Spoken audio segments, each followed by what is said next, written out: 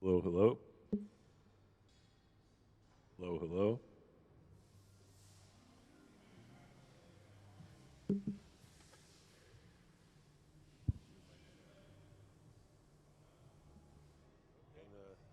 that's on and off. And it's with these mics. Turn them off after. Yeah, but they were, just want to let you know.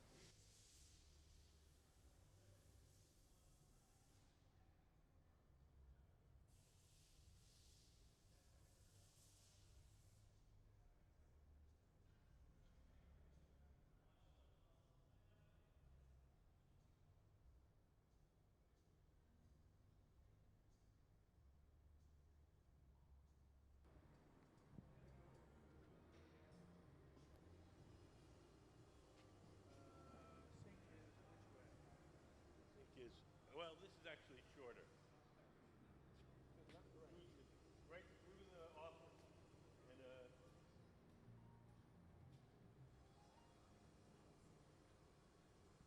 And Hi, everybody. Welcome to the Museum of Glass. Today, we have guest artist Tim Tate, and he's working with our Museum of Glass Hot Shop team to make his sculptures. We have a resident team of glassblowers here who are extremely talented.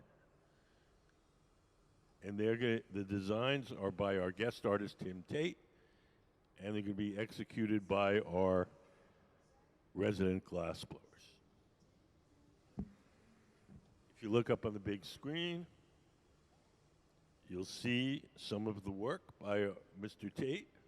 Mr. Tate is a Fulbright scholar. He lives and works in Washington, D.C., and a lot of his work has to do with LGBTQ issues and history.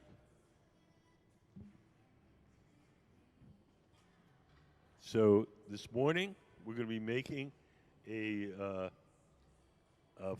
figure, a glass figure. It's going to be made out of solid glass, so there won't be any blowing. And let me just get you started. I'll give you just a very quick introduction to the facility.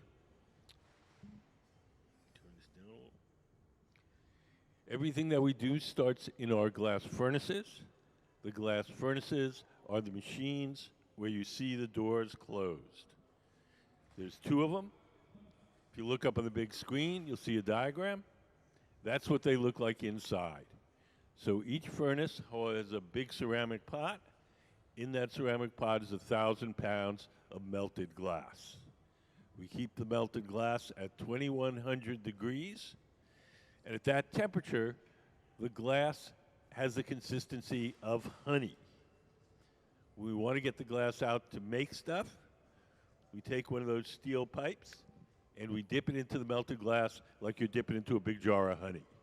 We dip it in, twirl it around. A little bit of glass sticks to the end of the steel pipe. If we're making something hollow, we use a hollow pipe. And then if we blow, the ball of glass blows up like a balloon. If we want to make something larger, we dip it in, blow a little bubble, let it harden, and then we dip it in a second time or a third time. We just keep building up the glass in layers.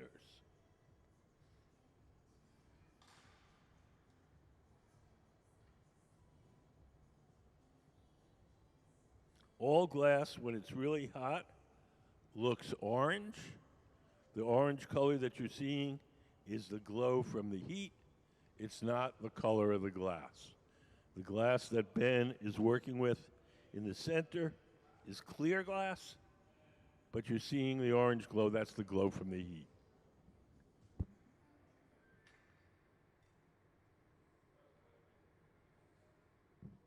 Once we get the glass out of the furnace, it only stays soft for a little while. So we do whatever shaping we can when it's hot and soft. And when it cools and gets stiff, we go to the second type of furnace. The second type of furnace is called the glory hole. The glory holes are the round guys with the doors open. Those have no glass in them. They're just a hot chamber for heating and softening the glass while we're working.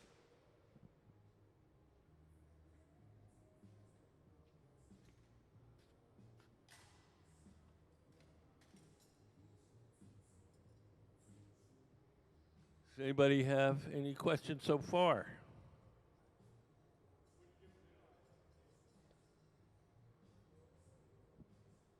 Could we put up the figure that's the model for the one that we're making? Is that it? Is that the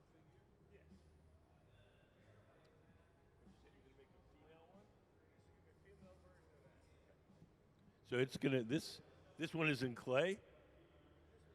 This one's in clay. We're gonna make it out of glass, and we're gonna make a female version of the same figure. Say what? The gas? Yes. The torches are so that we can focus the heat in a particular place. When we put the glass into the glory hole, the round oven, kind of heats it up more generally. If we want to focus the heat in a particular place, we use the torches.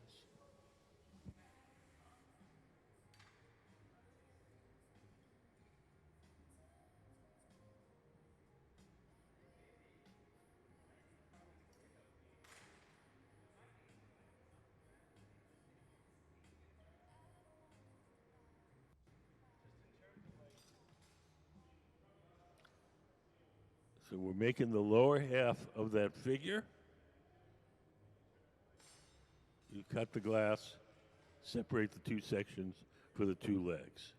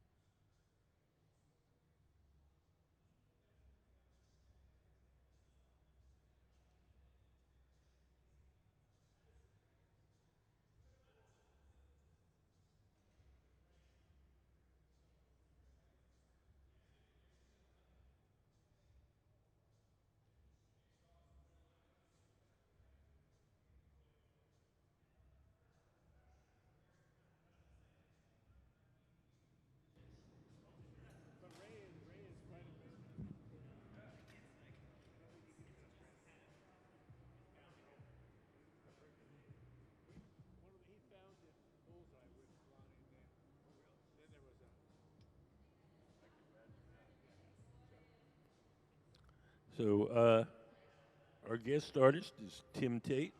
Could we put up some of Tim's work? Maybe Tim would like to introduce some of it. So we put some of Tim's work up on the big screen.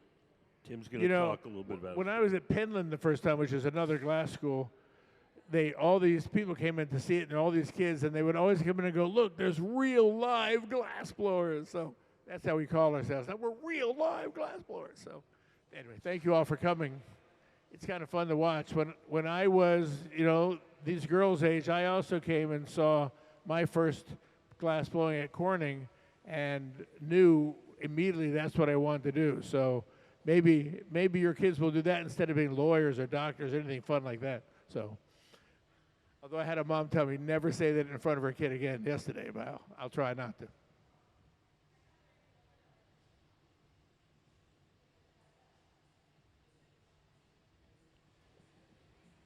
What you're seeing is a lot of the work I'm doing is kind of LGBTQ kind of focus on it. So as you see it go up there, there's different ways.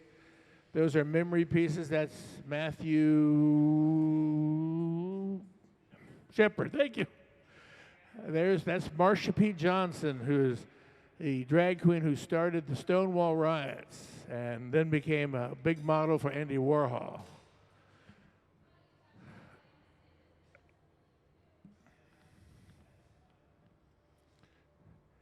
That piece right there, if you hold it, Chris, go back one. Years and years ago, when the AIDS epidemic was hitting, there were AIDS hospices all over the place, mostly because the families of people who had it would not take them in, and they had nowhere to be, and they were in these hospice situations.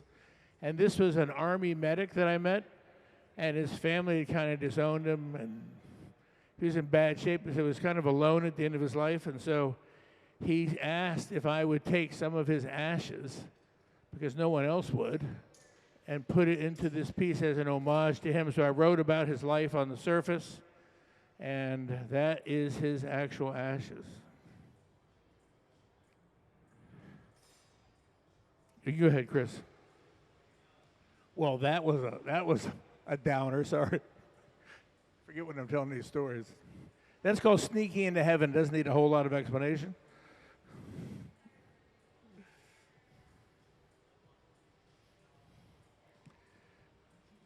This one's too heavy to even talk about. All right. Do you guys have any questions? Nope. There's new slides in here today. What? There's new slides. I just had one. You missed one, but we've been adding them as the time's going on.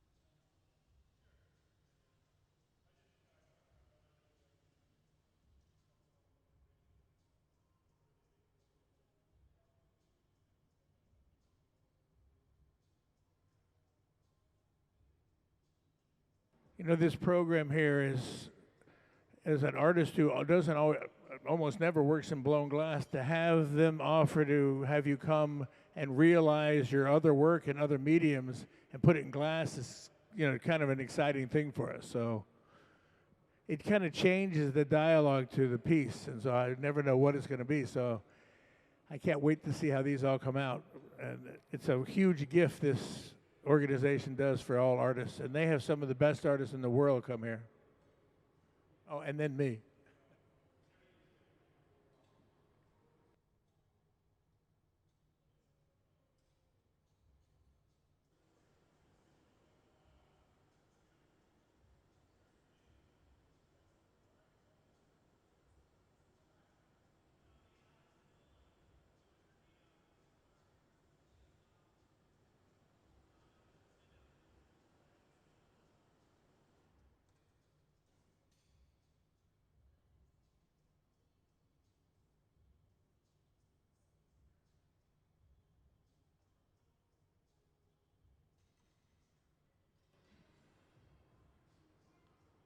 If you're here with kids today, we have a special contest for kids.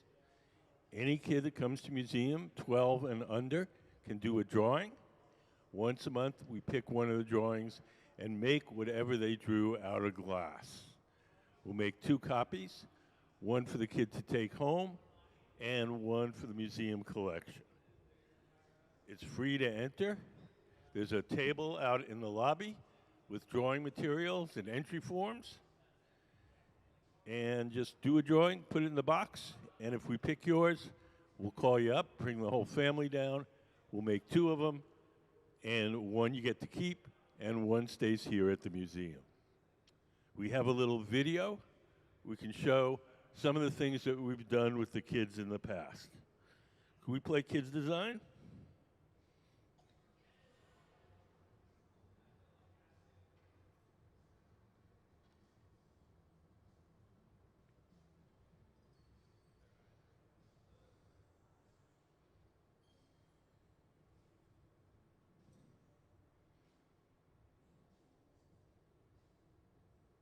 Chris, could we play Kids Design?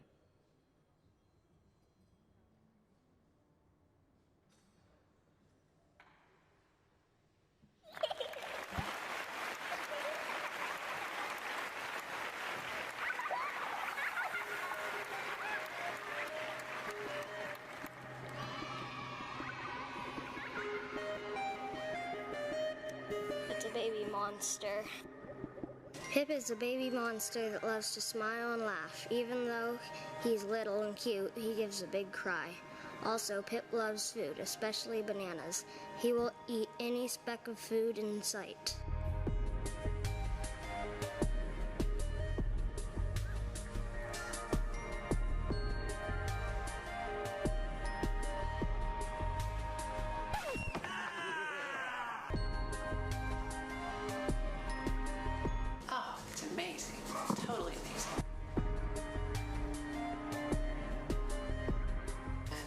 And especially if the pieces of art go traveling around, other kids will see, oh my gosh, I could do that too. You know, it's not just somebody else that, you know, they did it, you know, I couldn't do that. Absolutely not. Anyone can do this. And I think that's what it shows the kids. Maybe not everybody can win them. But, and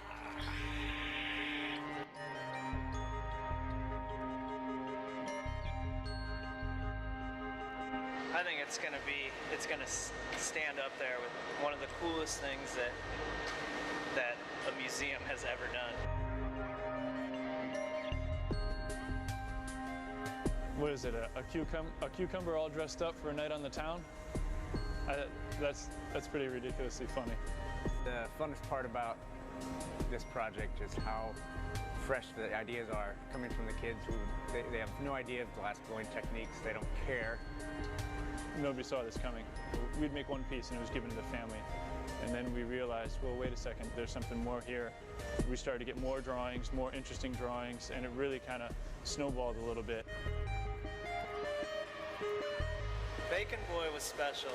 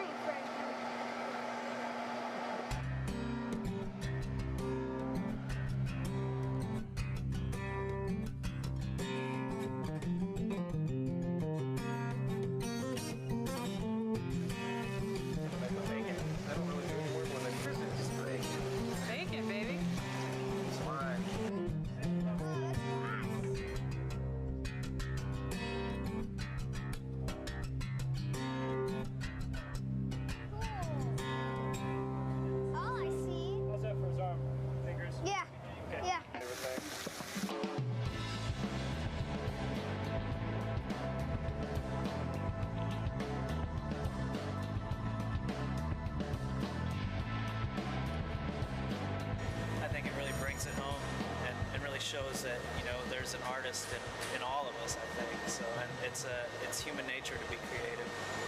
So I think we lose that as we get older sometimes, and it's cool to see this pure creative nature that children possess. So I think it's cool to share that with the rest of the world, hopefully. So.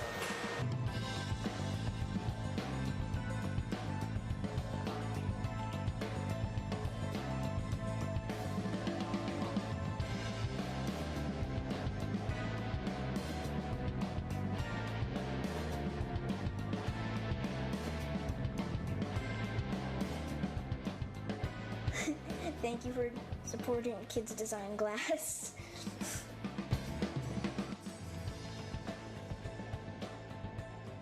So if you'd like to participate, there's a table out in the lobby.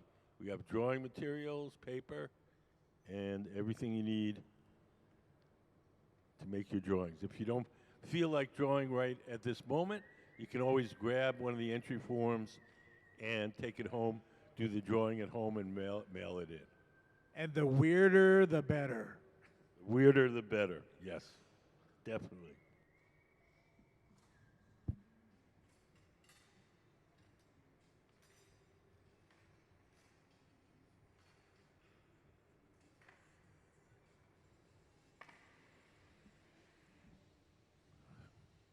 Hi, how are you guys? Good. Do you guys have any questions?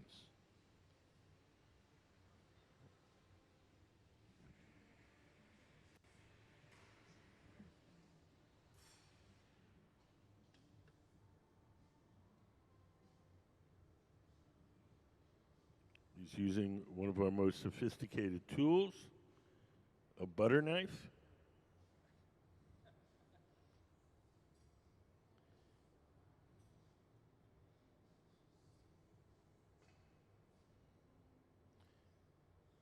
We make a sculpture like this. You'll see him take the torches and torch the part that he wants to shape, make just that part soft, and he can shape that part without affecting the rest of the object. Glass is a bad conductor of heat, so you can make one part really hot and soft and leave the other parts untouched.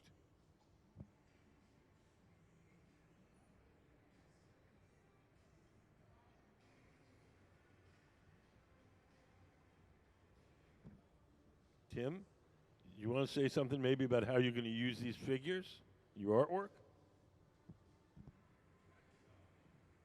So on these particular figures, there's one man, one woman, and I looked up the 58 words that Time Magazine used to describe LGBTQ over the years, and they're not too pretty. And so I was going to take those words and etch into these figures the words that they have felt, but I'm going to cover them in a dome with other words like mother, teacher, son, friend, you know, all the things that they really are, and just not have those words take over them. So that's what this was about. Are you going to blow the domes here? Are you going to have them? I blew the domes at Pittsburgh. They're already at home. Okay. The three things I could blow are domes, cones, and hearts. That's There it. you go. That's nothing wrong with that. So I would go to Pittsburgh and just blow 50 domes. Like, I would do it by the pound, I think, take them out. Michael Janis and I.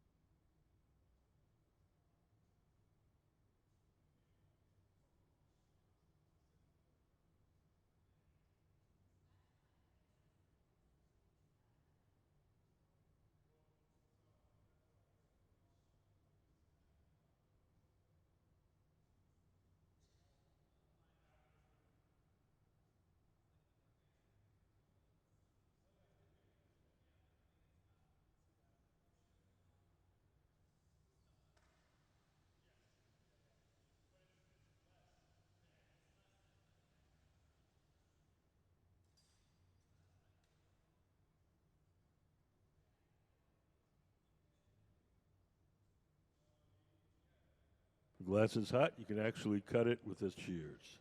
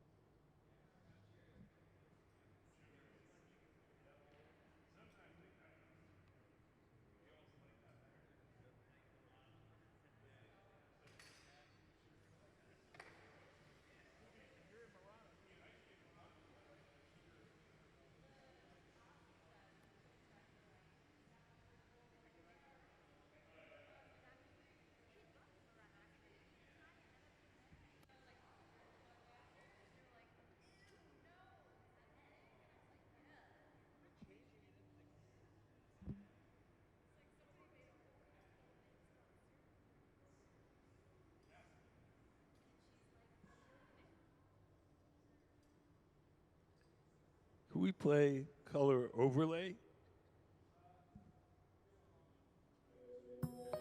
The color in glass comes from adding various materials to the mixture of raw ingredients called batch. Most of the colorants are compounds containing some kind of metal. For example, adding cobalt to clear glass creates a deep blue. Tin and antimony can be used to create white glass, and gold chloride can produce a rich red or pink colored glass.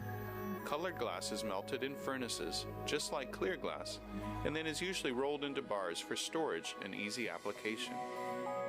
In order to apply color bar to a bubble, we first need to preheat the color to approximately 950 or 1000 degrees Fahrenheit in a color oven or garage.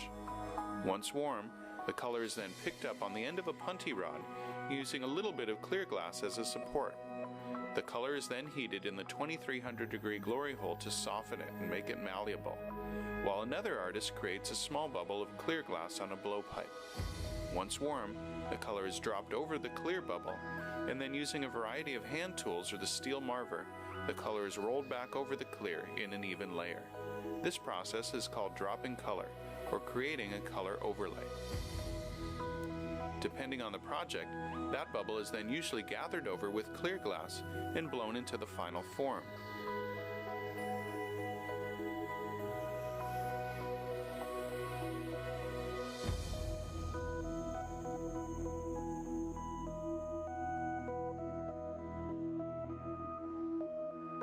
The finished product may appear to be all made from colored glass, but when viewed in cross-section, we can see that there is only a thin layer of color sandwiched between many layers of clear glass.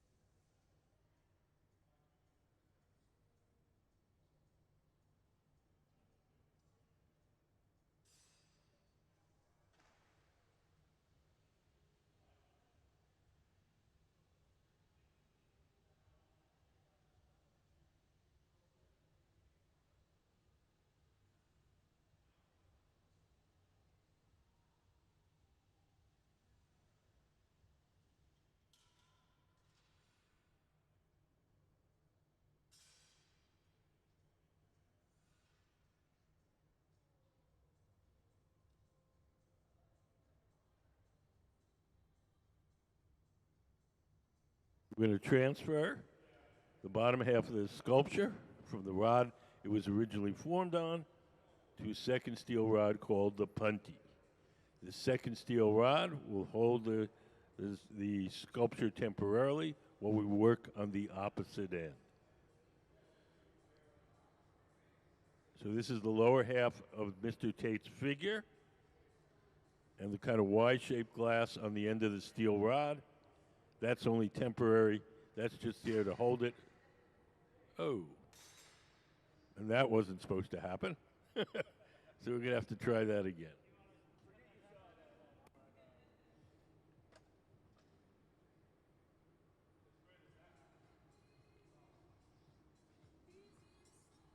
Hi. How are you guys? Do you guys have any questions?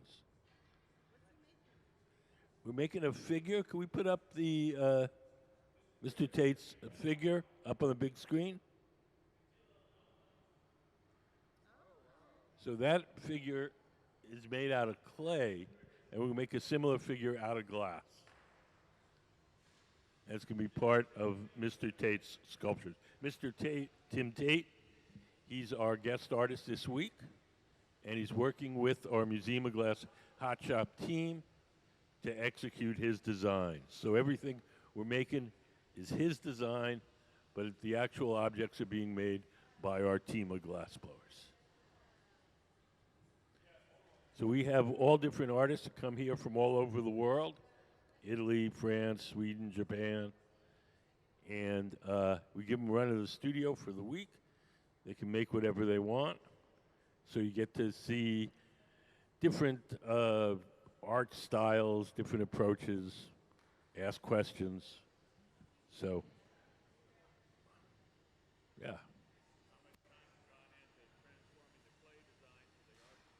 We're doing it on the fly, as you see. So, you know, we had that picture, Mr. Cobb in the center. He talked to Tim.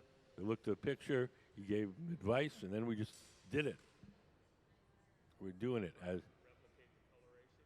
No, these are going to be plain frosted glass with some dark accents, but no, we're not going to make it colored. We're trying to replicate the form, but not the colors.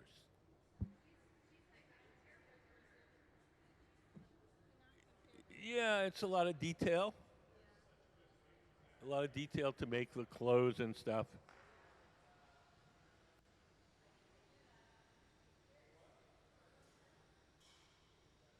So it's going to be slow, basically.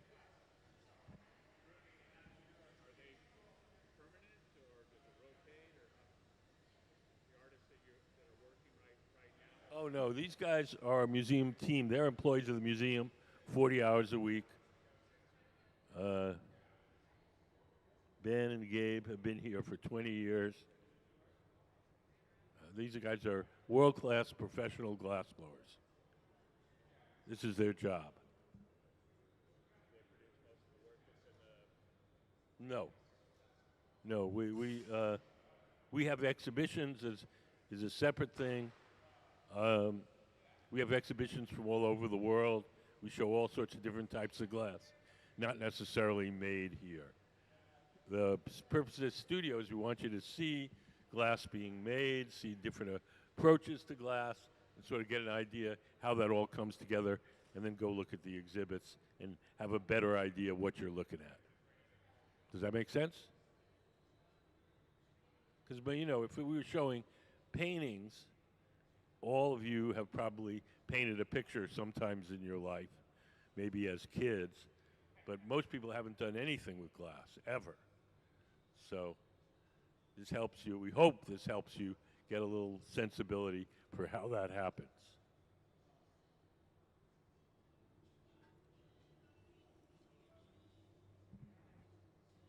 So we're going to try to punty it up again. We drip in some water where we want the glass to break.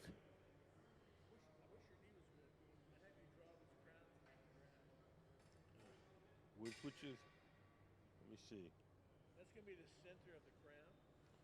Then have things kind of spraying out, and then a wide band, and then they'll attach the flowers to that. And that's what the crown. Crown. Which was with this piece? No, this is with the hilltop people.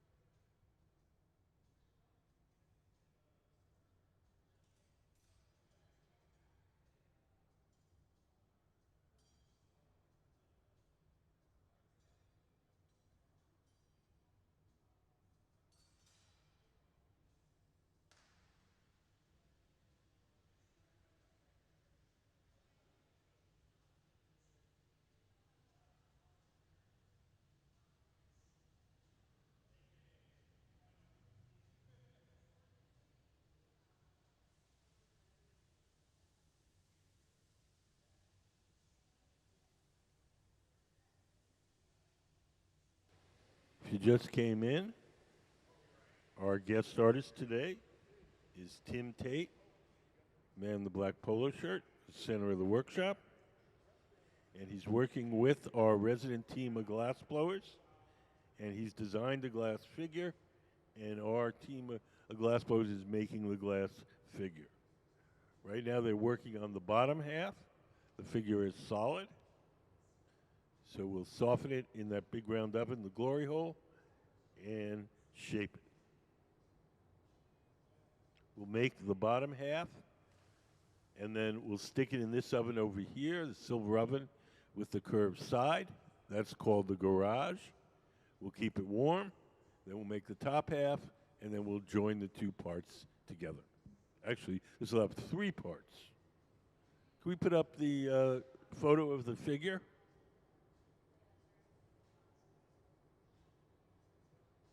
So it's going to be similar to this. This is a clay figure.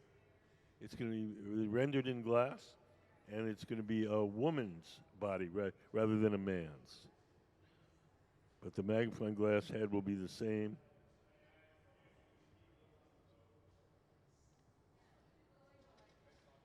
So what we're doing right now, we refer to it as glass sculpting. We're not going to be blowing. Blowing is when we make stuff that's hollow.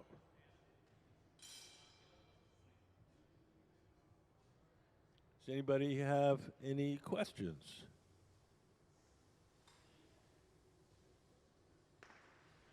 We just flip through some of Mr. Tate's work up on the big screen.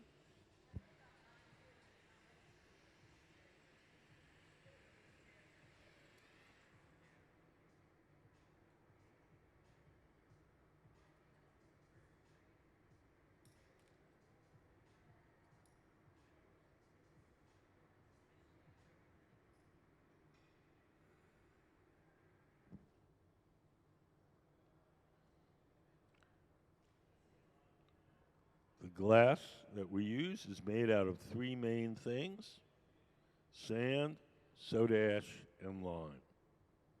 Sand is the bulk of it. Glass is mostly melted sand. The soda ash is sodium carbonate. It's a chemical which lowers the melting temperature of the sand. And the lime is calcium carbonate, and that stabilizes the mixture chemically. We take those three ingredients, we shovel them into the furnace, cook them overnight at 2,400 degrees. They all melt together and make glass. With just those three ingredients, the glass will be clear, will have no color. If we want to make colored glass, then we have to add some kind of metal. Most of the colorants in glass are metals, not all of them, but most of them. Cobalt makes it blue, chromium makes it green, tin makes it white. And you have to add that stuff when you first cook up the glass from scratch. We also buy colored glass in various forms. We buy it in powders, we buy it in bars, we buy it in little chips, and sometimes we'll make a form out of colored glass and we'll coat it make a form out of clear glass and we'll coat it with colored glass to make it appear as if it's colored.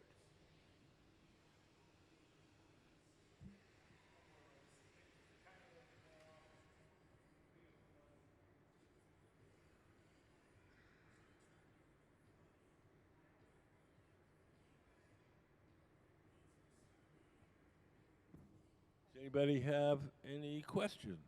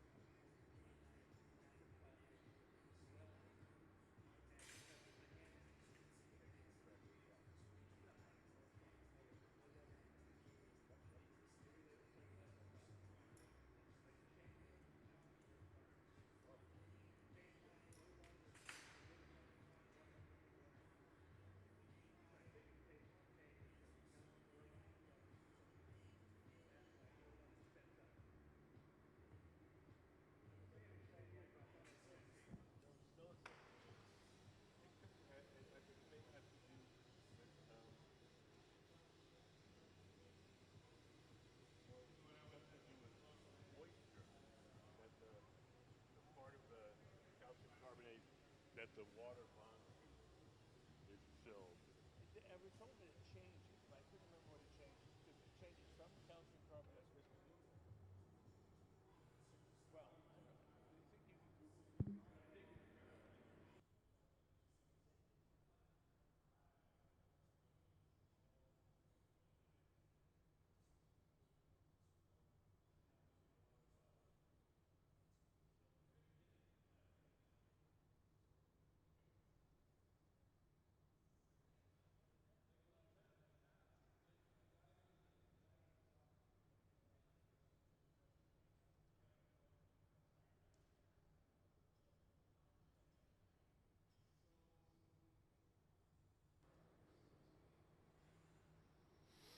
So, hi.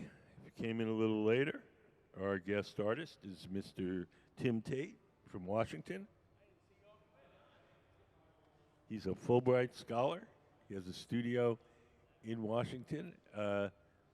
He's also is the director of a school called the Washington Glass School, and some of his work is on display in the Smithsonian Institution in Washington, D.C.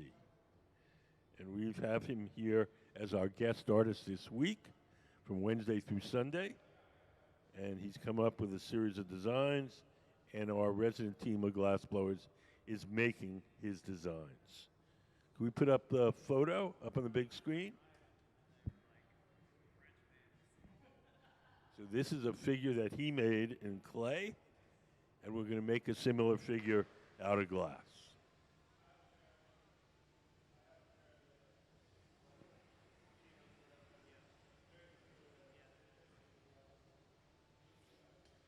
A lot of Mr.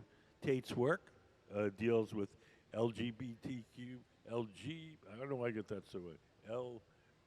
LGBTQ, am I right? Plus. IA, I know there's a lot of letters.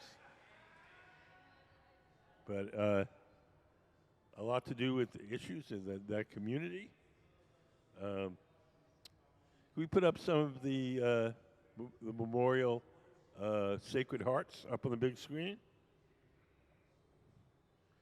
So you can see these are made to memorialize some very... He's not dead.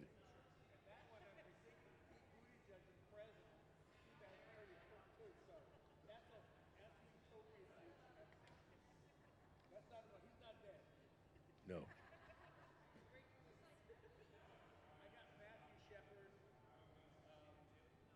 Go, talk. there are a lot of memorial hearts I do. So Matthew Shepard, I have one for. Marsha P. Johnson, if you all know Marsha P. Johnson, she was a drag queen from Stonewall who started all the riots, and then was one of Andy Warhol's big models. And she also was kind of the earth mother to Christopher Street, took all the homeless trans kids in, and she was, beloved. She passed away some time ago. So on Sunday, we're getting the kids in from Hilltop, and we're going to make a crown with this as the center part of the crown. And then the kids will bring flowers, and we'll have a crown here for the museum to pay honor to Marsha P. Johnson. So, but Pete's still kicking. So,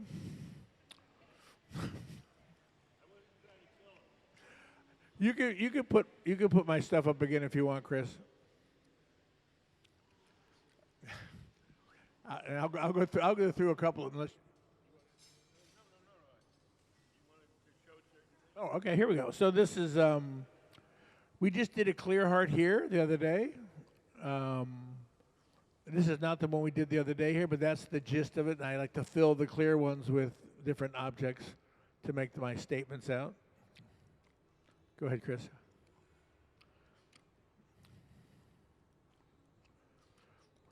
This was all the people lost to AIDS. I used cicada shells. And I tried collecting enough. I thought I had enough. I didn't have quite enough. But anyway, next.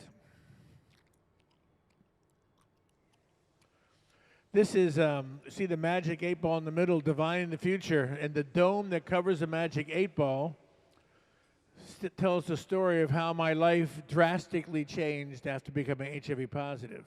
The dome on the outer side is my fantasy of what my life would have been like, which, you know, neither was particularly correct. But it was interesting to play out. If you're fantasizing about your own future, you might as well be king. So it was a fun fantasy.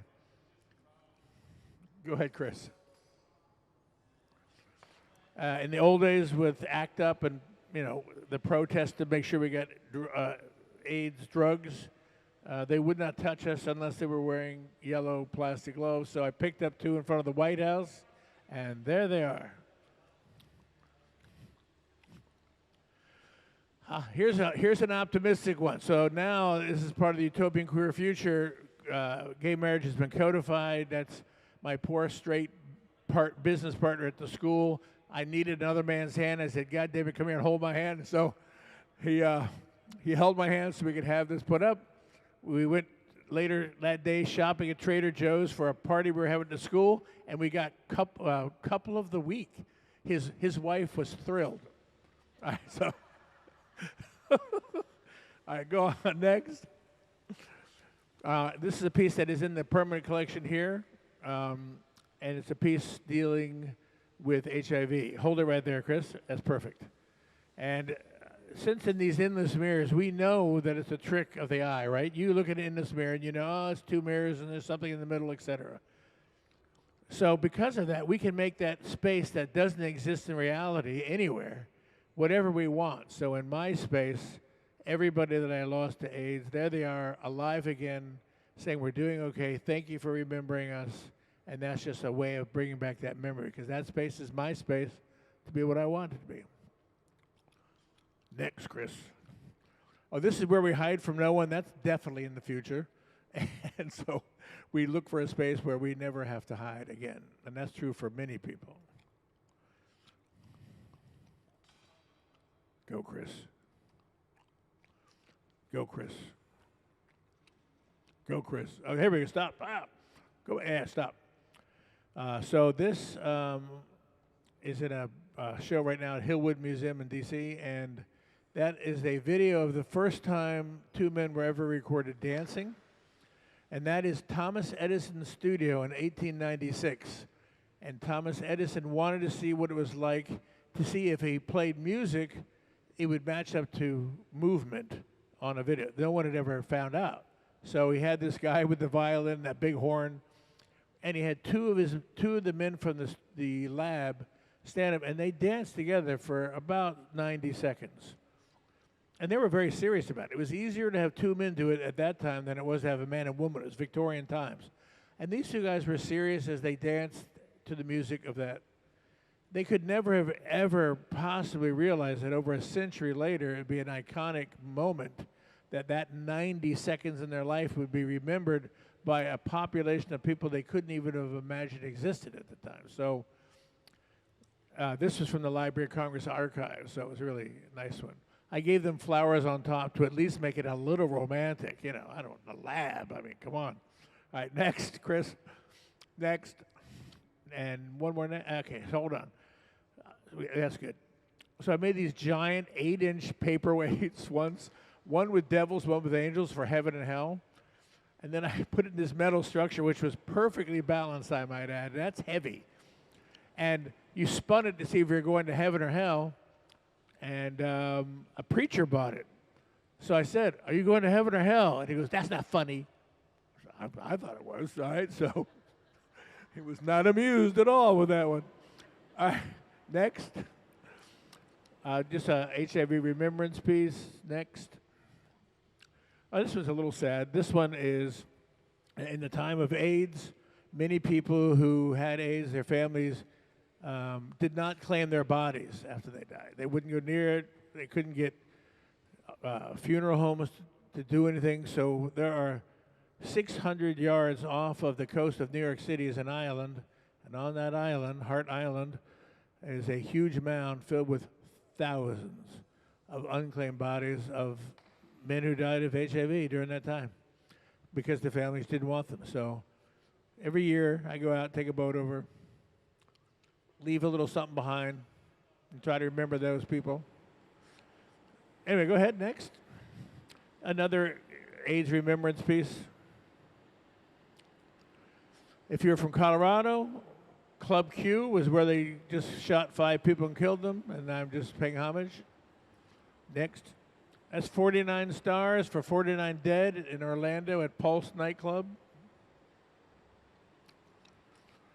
You know, when I grew up, there were 2 forms of sexuality, but now there's 23. And I cannot remember. So I put, these are the different symbols, and there's different flags and colors, and I'm going to memorize them one day. So I decided I'd pay homage to identifying any way you feel like identifying. I mean, I'm an old guy, so there were 2, but you know, now I'm all about the extra 21. One of them is having no sex, so I may be that. I'll have to go back and take a look again. Maybe I've switched. All right, next. It's just a 0, right? Right? There's nothing under it, right?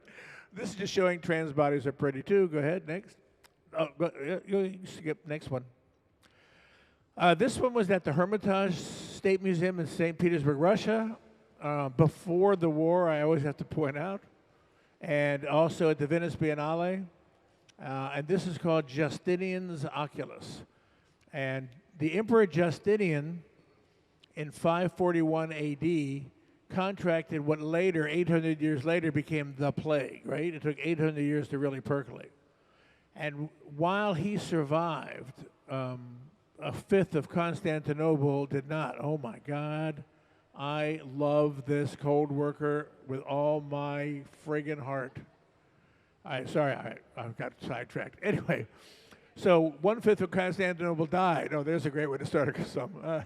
And so he said when he looked in the mirror, he would see the face of those people that died kind of haunting him because he thought he should have done more even though he didn't know what to do. Well, I've been through 2 plagues. I've been through the AIDS and also COVID. And I've lost people in both of those. And so I'm making an analogy here between COVID, AIDS, and the plague, where it's indiscriminate in how it strikes, and we try to remember them when we see in this oculus, this mirror. And that's about 32 inches across, cast lead crystal, weighs, takes 2 people to install it, but it's a beautiful thing there. Next. This is my proposal for the Marsha P. Johnson Memorial or Remembrance piece in New York. And I got down to the final 3, but did not get the final 1. But that was my homage to her. Next. 9 lives, 1 bowl. That was I lost 9 friends in 1 year. You know, as a kid, I didn't know what to do but make a bowl about them. So that's the AIDS Monument in New Orleans. If you ever go down the French Quarter, it's in Washington Square. It's also on SVU New Orleans, or is it CSI New Orleans? One of those, and it's on there all the time. So you can watch them go over. Scott Bakula or something hangs out by it, and they have hidden rendezvous there. So they call me every time they want to use that set because they have to get permission to do it in front of my thing. So next, I'm sorry, go ahead, Chris. In the early days of the 20s and 30s, if you were gay, there were no such things as images of other people like you. So you would find images in unlikely places like Laurel and Hardy movies or Marlene Dietrich, and you would find these things because you needed to see some representation of yourself in this culture. And since they were non-existent, you pushed things that weren't intended for that to make sure you had some kind of recognition. Next. This is for a future show about examination of gay marriage. Keep going, Chris. That's one of the pieces that are be part of that show. One of the things we're making for over here. That's a single piece, as you see, about life out of balance, like the 3-headed bird and the 2-headed chicken, etc. And this is the examination of gay marriage as you see it. Some of them are wearing pink triangles, some of them are not. Here we are. Now we're in utopian queer future. Okay, now we're in utopia. That's Pete Buttigieg. In my future is the president in 2032. I may be alone. I don't care. There we go. This is, go back. This is a Somalian American non-binary woman who is in the state legislature of Minnesota.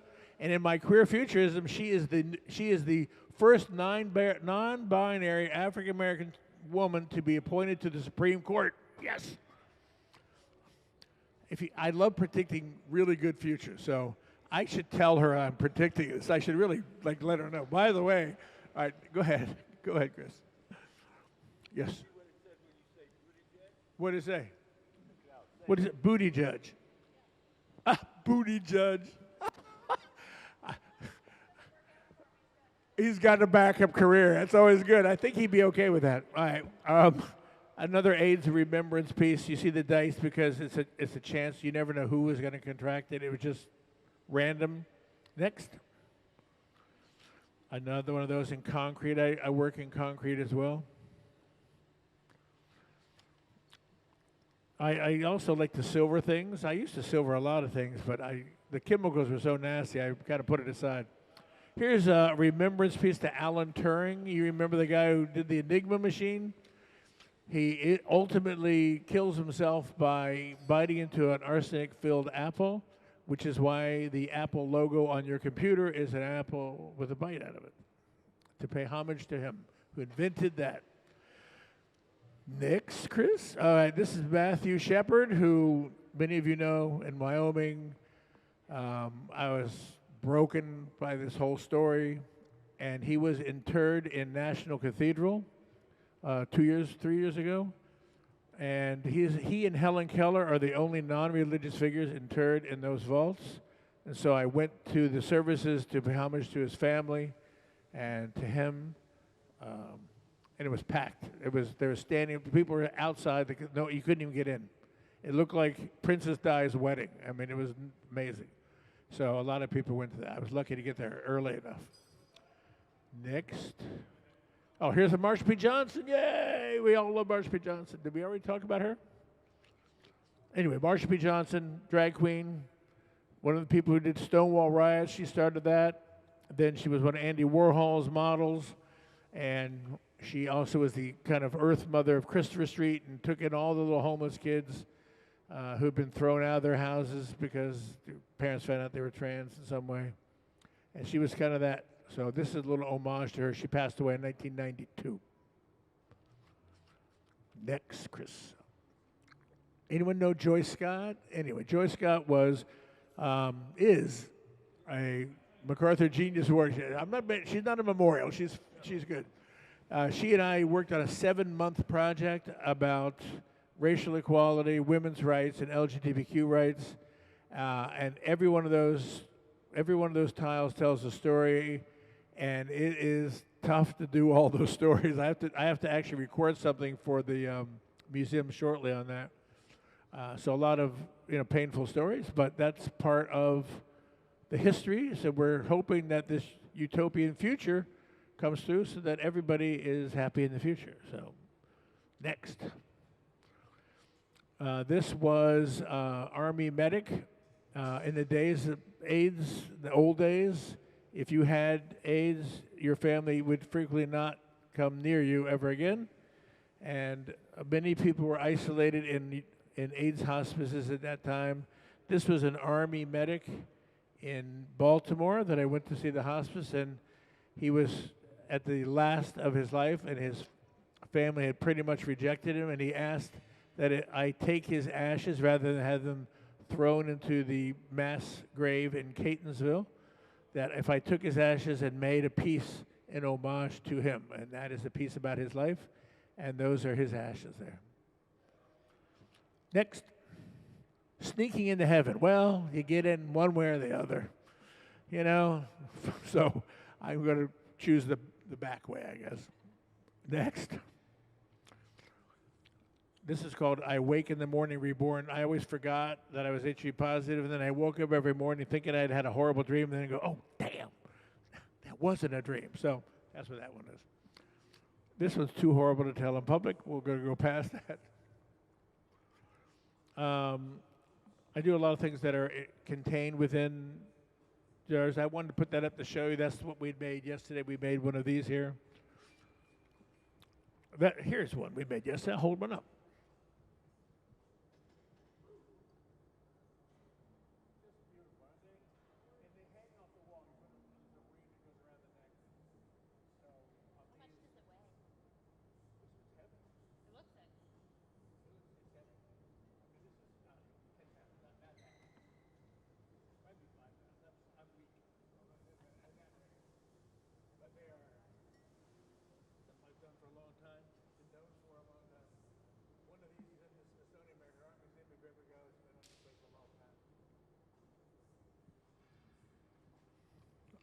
Well, there you go. I'm going to give you back to Walter. Walter Lieberman is a legend in the glass world. He has illustrated the floors of every hot shop in the United States, I think. And I grew up knowing of him, but I was East Coast, he was West, and we kind of I never met until I was here, and they said my MC is this guy, and I thought, oh, an old retired guy who's going to help out. And it's not. It was like, oh my God, it's Walt Lieberman. So I hand you someone much more famous than me. So there you go. Thank you. So has anybody got any questions? Anything? Oh, that was about 3 hours? 3 hours?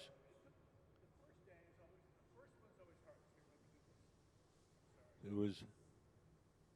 First one's always hardest, right? You're learning. So the first one they did yesterday was a full day, or day before yesterday, a full day.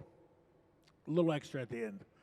This one, you see how much well, you can't see how much faster, but this is, they're doing quite quickly. So this one, they'll probably take about 3 hours, 4 hours, versus the whole day. So, and these guys are masters at what they do. I mean, these guys can do anything. If you walk up and said, I want a porcupine with a head of an eagle and the butt of a mouse, they will do it. And I didn't even know what that would look like, but they would figure it out.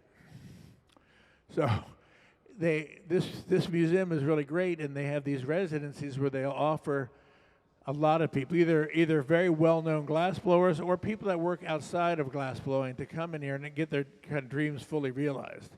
So I'm in that area, being fully realized, and I appreciate it beyond belief. And look at who they gave me as my MC. Oh my God! I mean, that's just pretty cool. So there you go.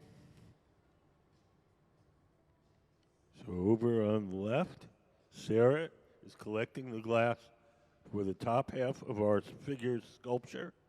We put up the figure again.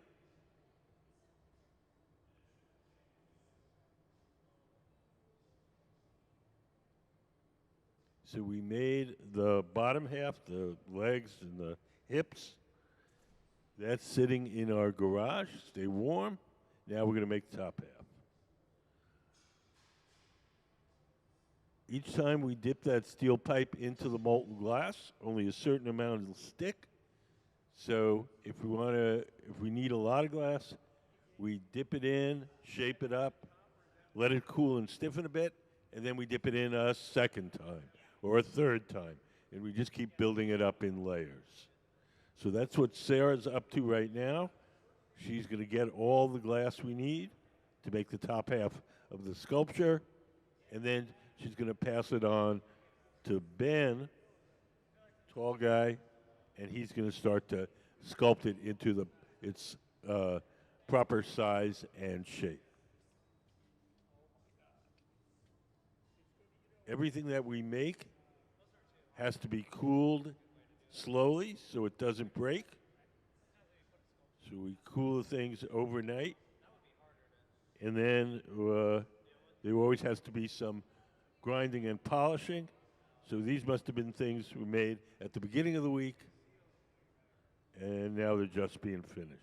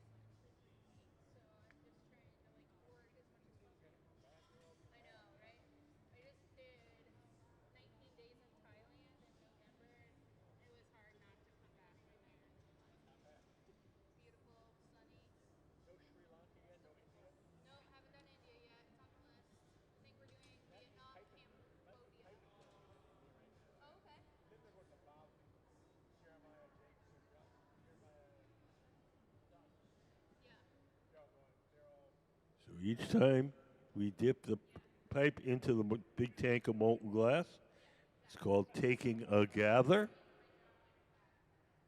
In between each gather, we let the glass cool and stiffen a bit. and then we dip it in and coat it. Behind that door, there's a big ceramic tank. In that ceramic tank is 1,000 pounds of melted glass.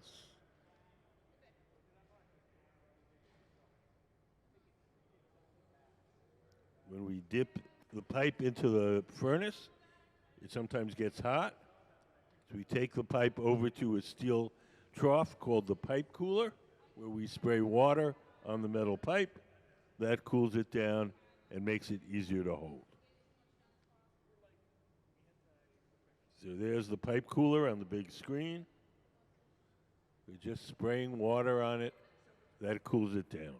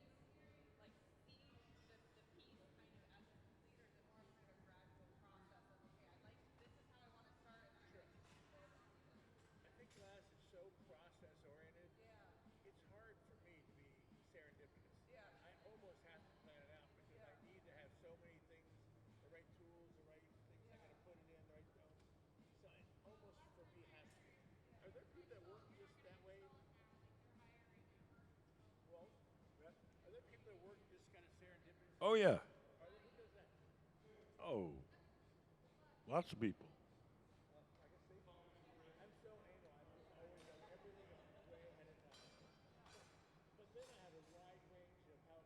Thurman. Thurman.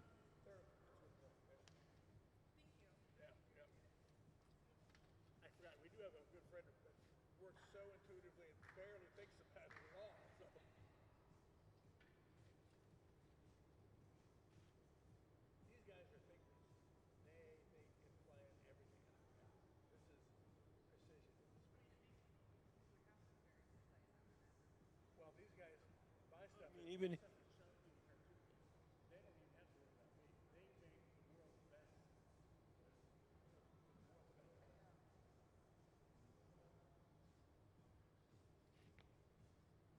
So now in the center, Ben is shaping the glass. That gray pad in his hand, he's shaping the glass with, is just folded up, ordinary newspaper soaked in water. As long as the newspaper is wet, the paper doesn't burn too much, and he can shape the glass with it without leaving any marks.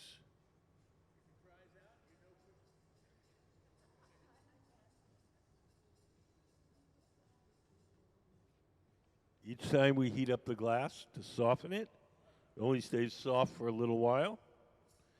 So Sarah's going to heat it up in that big round oven, the glory hole, and she's going to bring it back to the workbench. We'll do a little shaping. When it starts to get stiff, we'll return to the glory hole and heat it up again.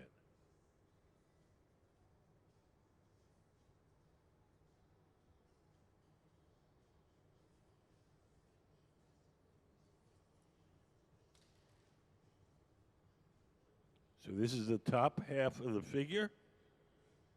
So we're dividing it up into the two arms. So you have the body and the two arms. So we're just sort of generally isolating different forms, and then there's a whole lot of shaping till it looks like a figure. Does anybody have any questions?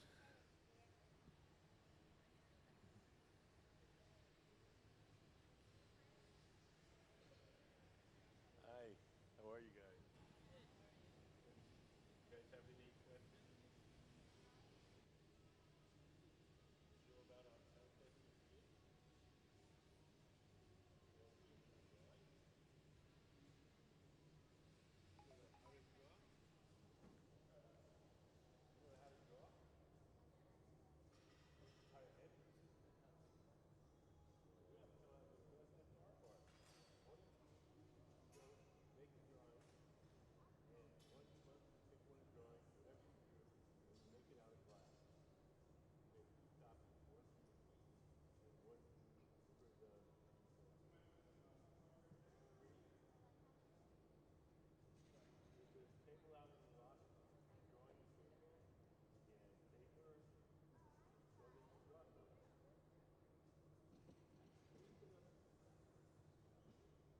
Can we put up some of the kids' design stills?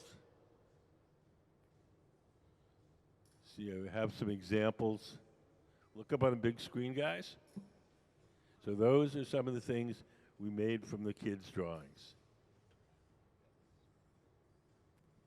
I'm going to just pretend to be 8 and draw some cool stuff and make it.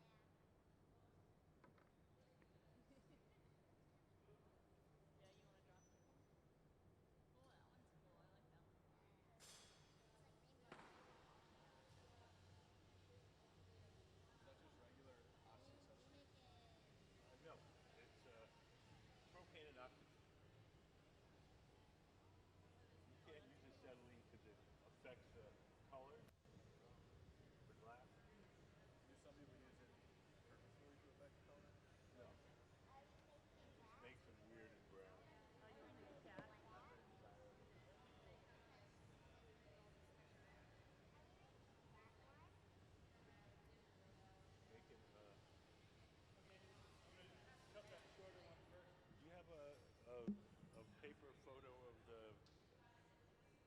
figure?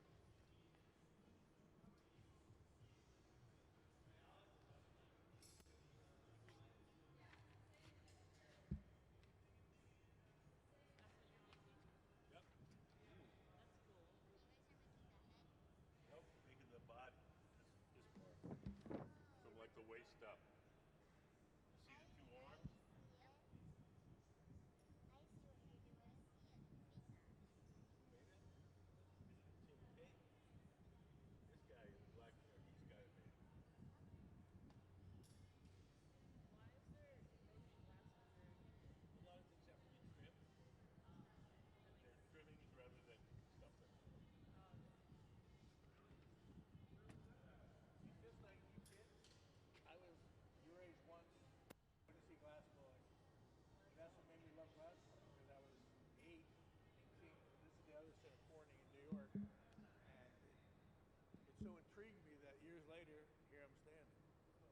watching them blow my glass.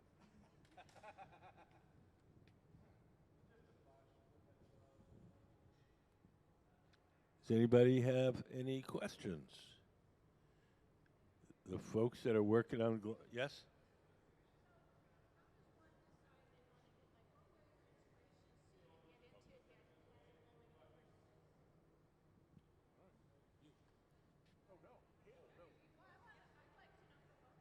Go ahead, sir. Why did I start blowing glass? I had a friend. She said, "You should try it. It's fun." What? Yeah, she took one class. She never did it again. But she told me that I should take a class and it's fun. No, she just said it's fun, try it. And she was right. That was it.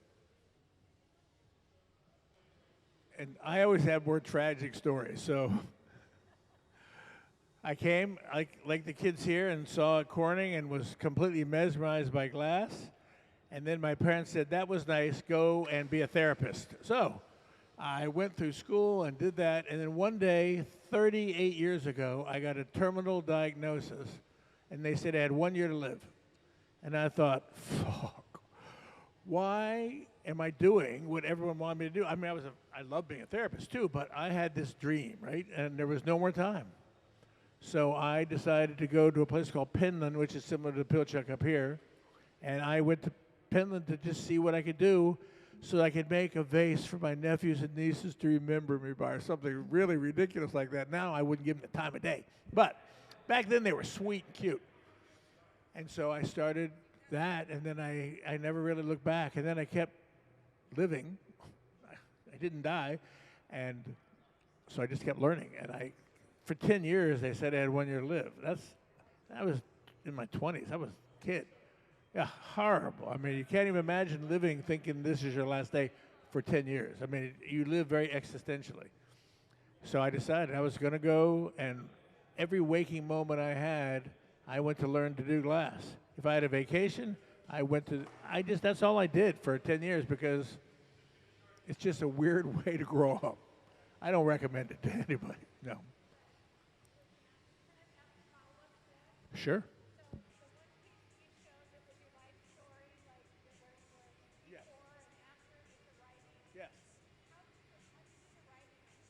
They have a tiny Dremel.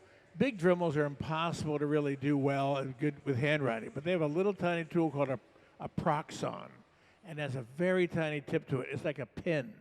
So you can just use your own handwriting right onto the glass, and it etches in. So all that's etched in, and then I rub black ink over it, and then there it is. Sure.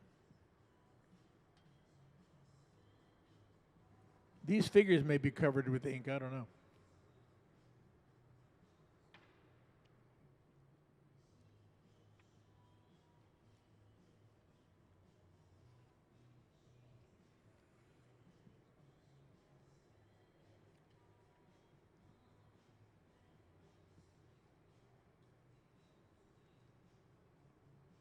One of the problems you quickly learn when you think you have a year to live is the bad financial decisions you do during that time.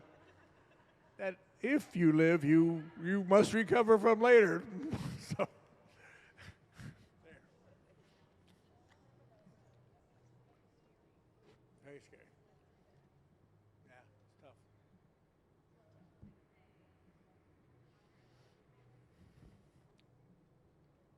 So in the center, Ben has two small cork pads. He's using them to shape the glass. Cork is a material which allows us to press on the glass and not leave any marks.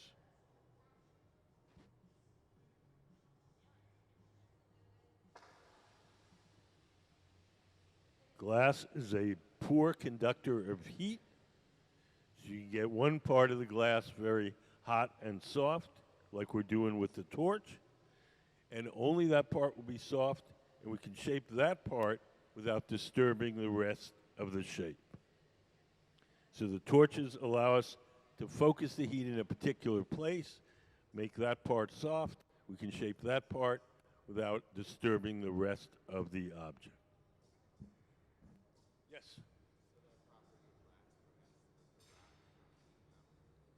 The property of glass prevents the rod from heating up. Why is the rod heating up? There's several reasons why the rod doesn't get as hot as common sense would lead you to believe. One of them is it's very long, and it has a lot of surface area compared to its mass, so there's a lot of places for the heat to escape. People think about a frying pan in your house. That handle, that frying pan, is like 9 inches long. These are 4.5 feet long. So there's a great deal more surface area to dissipate the heat. Also, when you put a frying pan on the stove, you have it there for, I don't know, 5 or 10 minutes. We're in the glory hole, we're in that oven for maybe a minute or less. And the other thing is these are made out of stainless, and stainless is has a low thermal conductivity. So all those three things together, they don't get as hot as common sense would lead you to believe. Glass blowing can be tough if you're shy, because you will always have people staring at you while you work forever. So either you quickly get over being shy and you become outgoing, or this attracts all the obnoxious people, which it could be too. I'm not sure. That was just my case.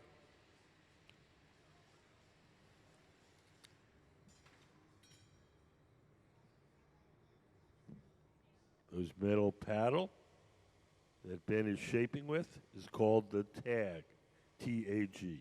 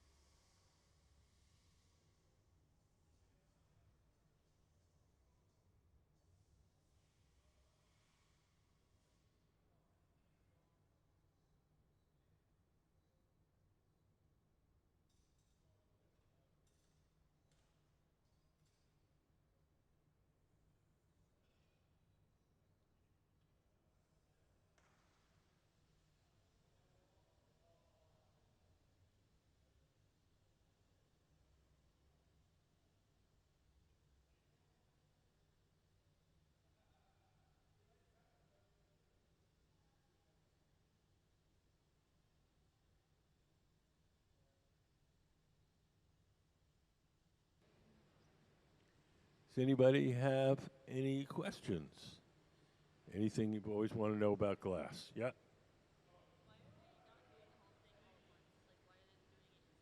Just easier. We'll join them together. Yes.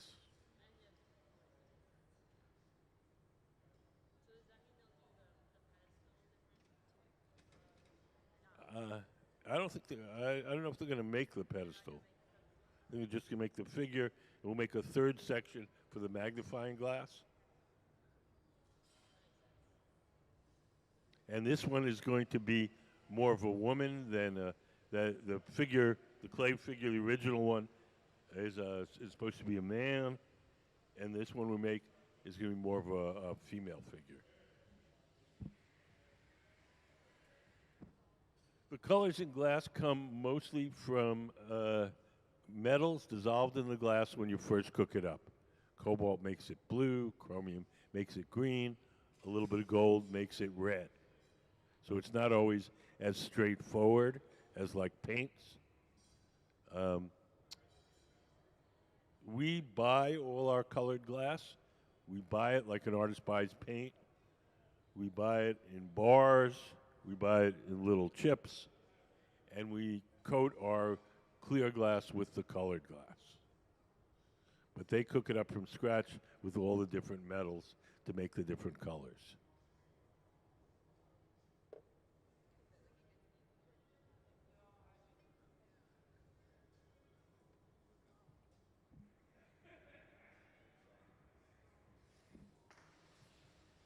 we play color overlay. We have a little video show you how we apply color when we're making blown objects.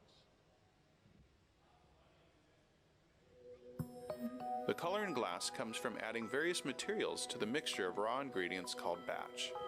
Most of the colorants are compounds containing some kind of metal. For example, adding cobalt to clear glass creates a deep blue. Tin and antimony can be used to create white glass, and gold chloride can produce a rich red or pink colored glass. Colored glass is melted in furnaces, just like clear glass, and then is usually rolled into bars for storage and easy application. In order to apply color bar to a bubble, we first need to preheat the color to approximately 950 or 1000 degrees Fahrenheit in a color oven or garage. Once warm, the color is then picked up on the end of a punty rod using a little bit of clear glass as a support. The color is then heated in the 2300 degree glory hole to soften it and make it malleable, while another artist creates a small bubble of clear glass on a blowpipe. Once warm, the color is dropped over the clear bubble, and then using a variety of hand tools or the steel marver, the color is rolled back over the clear in an even layer. This process is called dropping color, or creating a color overlay. Depending on the project, that bubble is then usually gathered over with clear glass and blown into the final form.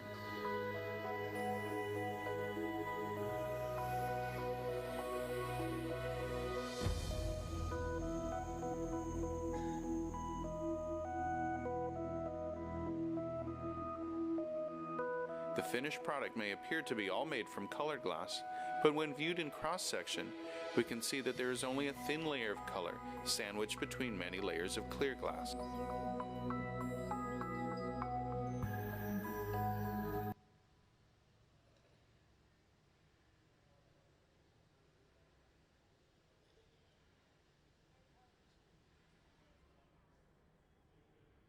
if you look at this sample here, you see it looks orange, but if you cut through it,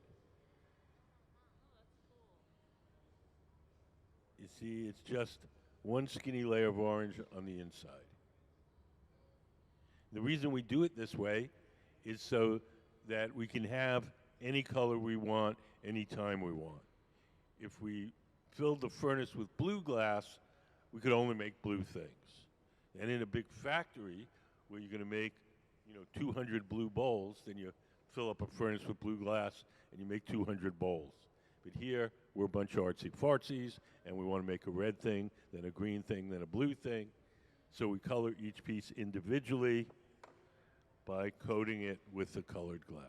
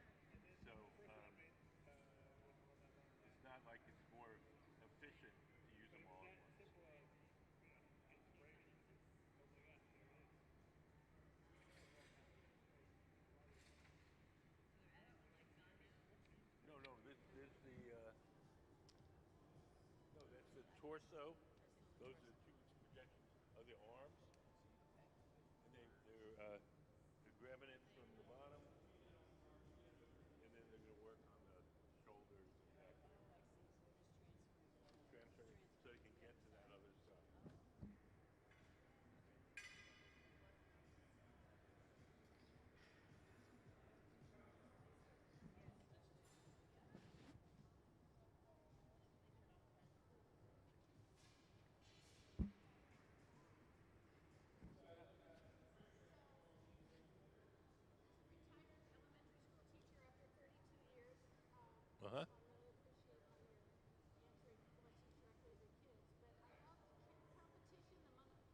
Sure, sure.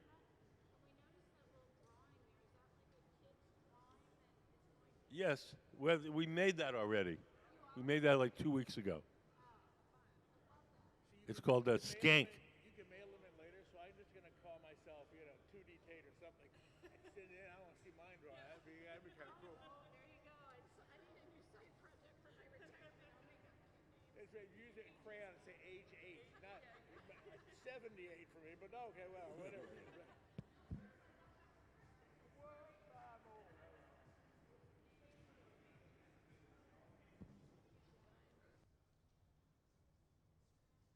Have a little video which shows some of the things that we've done with the kids in the past.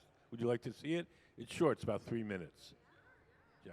Can we play Kids Design Glass? Oh, maybe we can't. That little white logo means our video guys stepped out. We'll do it in a little while.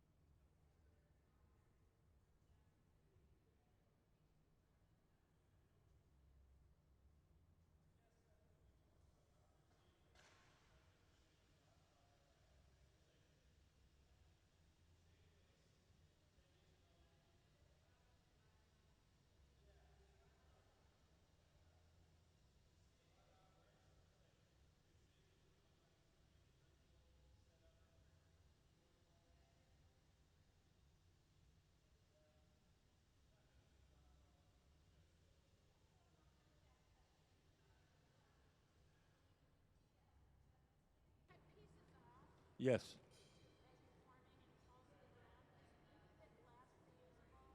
Yeah, if it's clear. We can, because of the way we work here, all our furnaces are clear glass, so we can recycle our clear waste. We don't have a good way of recycling our colored waste because we can't throw red glass into the big vat of clear glass.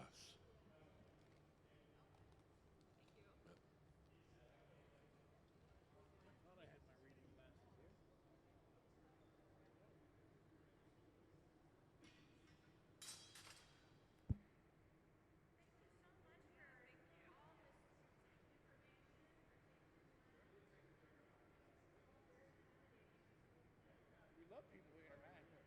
It's always the best, you know.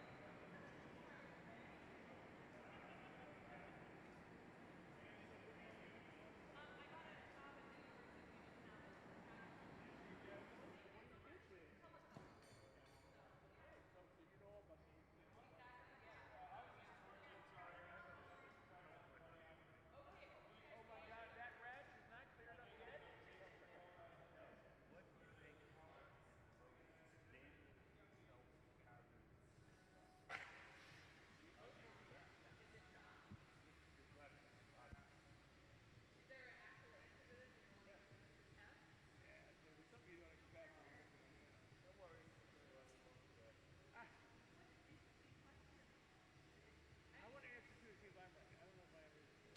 We'll let her answer. Yep.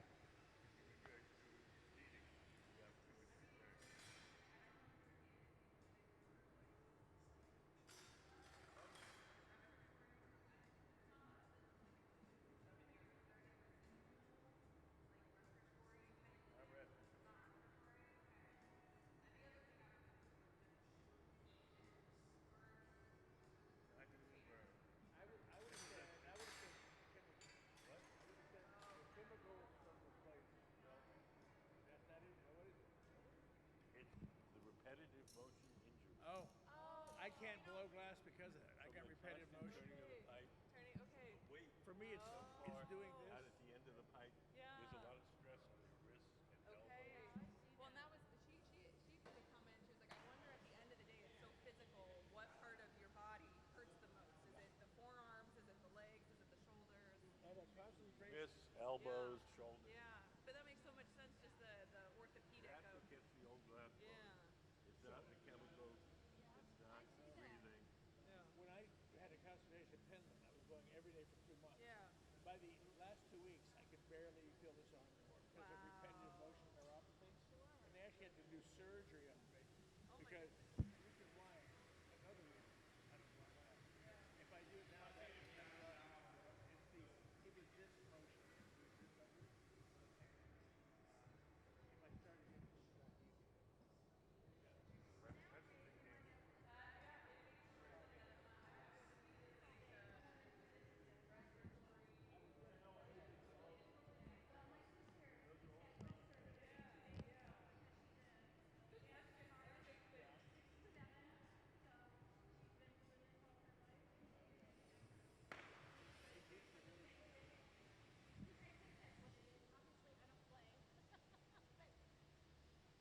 Hi, how are you?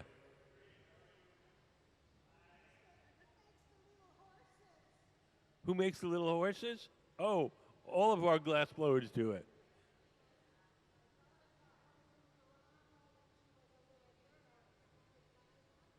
We don't sell them. Sorry. So much.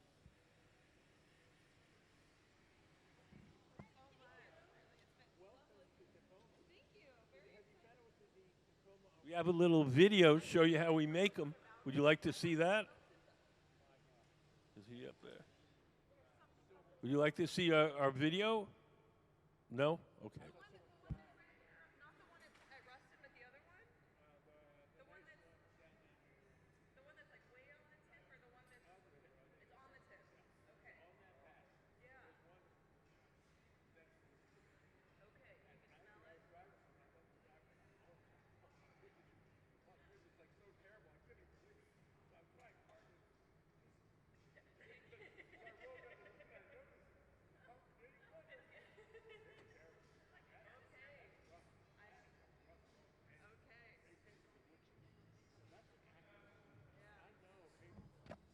So Ben is using an ordinary butter knife to carve the details into the torso of our sculpture. Mr. Tate wants to have some kind of tool marks in it.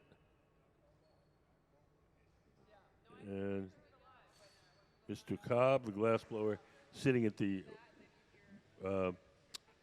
center workbench, is obliging.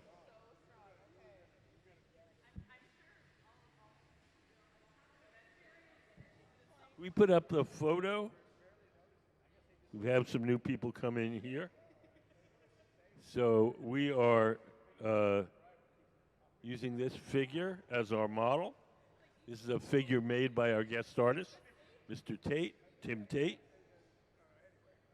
And we're rendering the same figure in glass. We're making it in 3 separate parts. We made from the waist down. That's sitting in our garage, staying warm. Now we're making it the torso. And then we'll make the magnifying glass.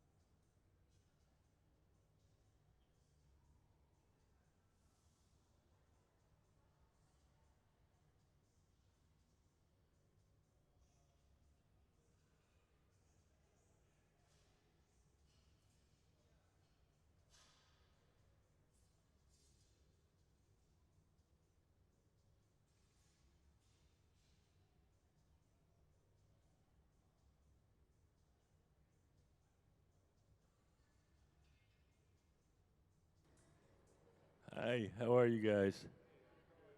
Good. Do you guys have any questions?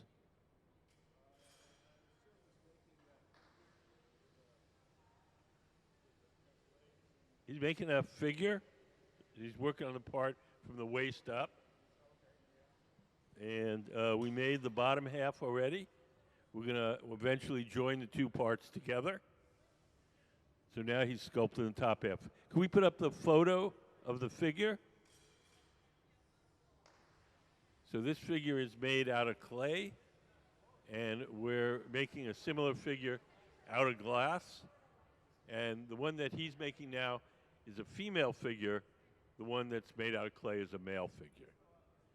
And these are going to be parts of our guest artist sculpture, Mr. Tim Tate, sitting at the table in the front of the studio.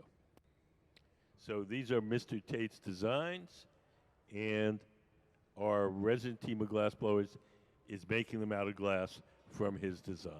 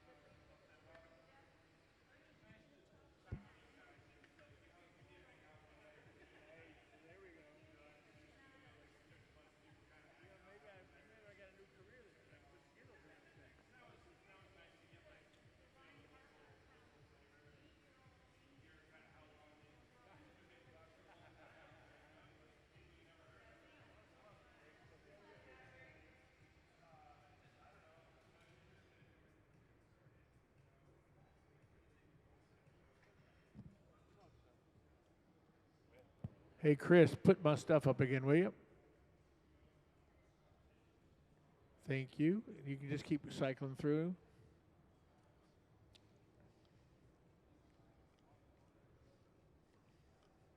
Keep going.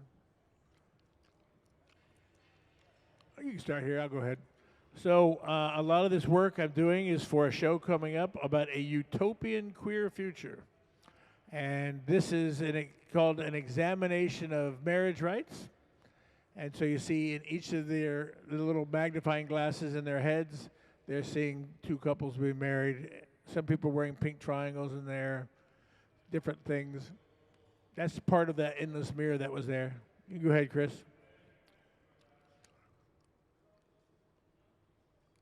There we go. I have to be sure I say this right because the teleprompter will mess this up. But that is my Pete Buttigieg. Sorry for the text. It's not what I'm saying, but that's what it keeps saying is Buttigieg. So he has a backup career. And I'm doing a utopian queer future, right? So in my utopian future, since I can predict it any way I want, no one can say I'm wrong, he becomes president in 2032. Okay, next. This is a Somalian-American woman, non-binary, in the Minnesota legislature. And in my utopian future, she is the first non-binary trans Somalian African-American woman elected to the Supreme Court in 2038. So there she is. All right, go ahead, Chris. Here's an AIDS remembrance piece.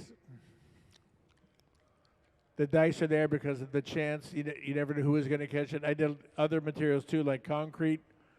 And the biohazard symbols there because everybody felt poisonous when they had it. I silver them. This is an homage to Alan Turing, if you know Alan Turing. He invented the Enigma machine. I guess someone knew him. You saw the movie about him. He was a gay man who saved World War II, I suppose. And once they found that he was gay, they chemically castrated him, locked him away, and he ends up committing suicide by biting into an arsenic-filled apple, which is why you see on your Apple computer the logo of a bite out of an apple. Next. Matthew Shepard. It was a very traumatic thing when all that occurred.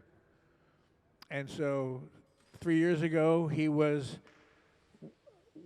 interred at National Cathedral. One of two non-religious people to be there. He and Helen Keller are in the vault, so I went to National Cathedral to pay homage and respect to his family and him, and went to see the whole proceedings. It was packed. National Cathedral looked like Princess Di was getting married that day. It was so packed. So a lot of people came to show their respect to him. Here, you can stay there. Oh, go back one. Go back one. Go back one, Chris. There we go.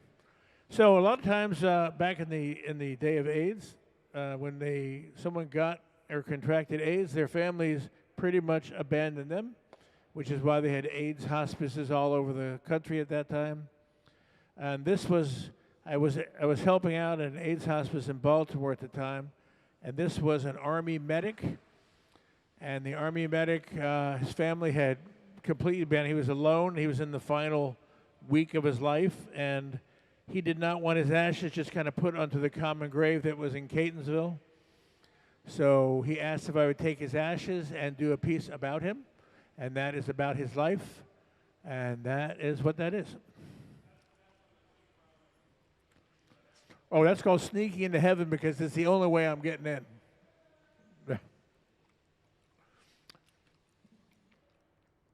You can go forward.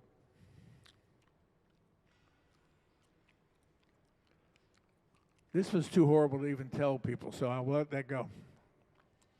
Keep going. We just made a clear heart yesterday here.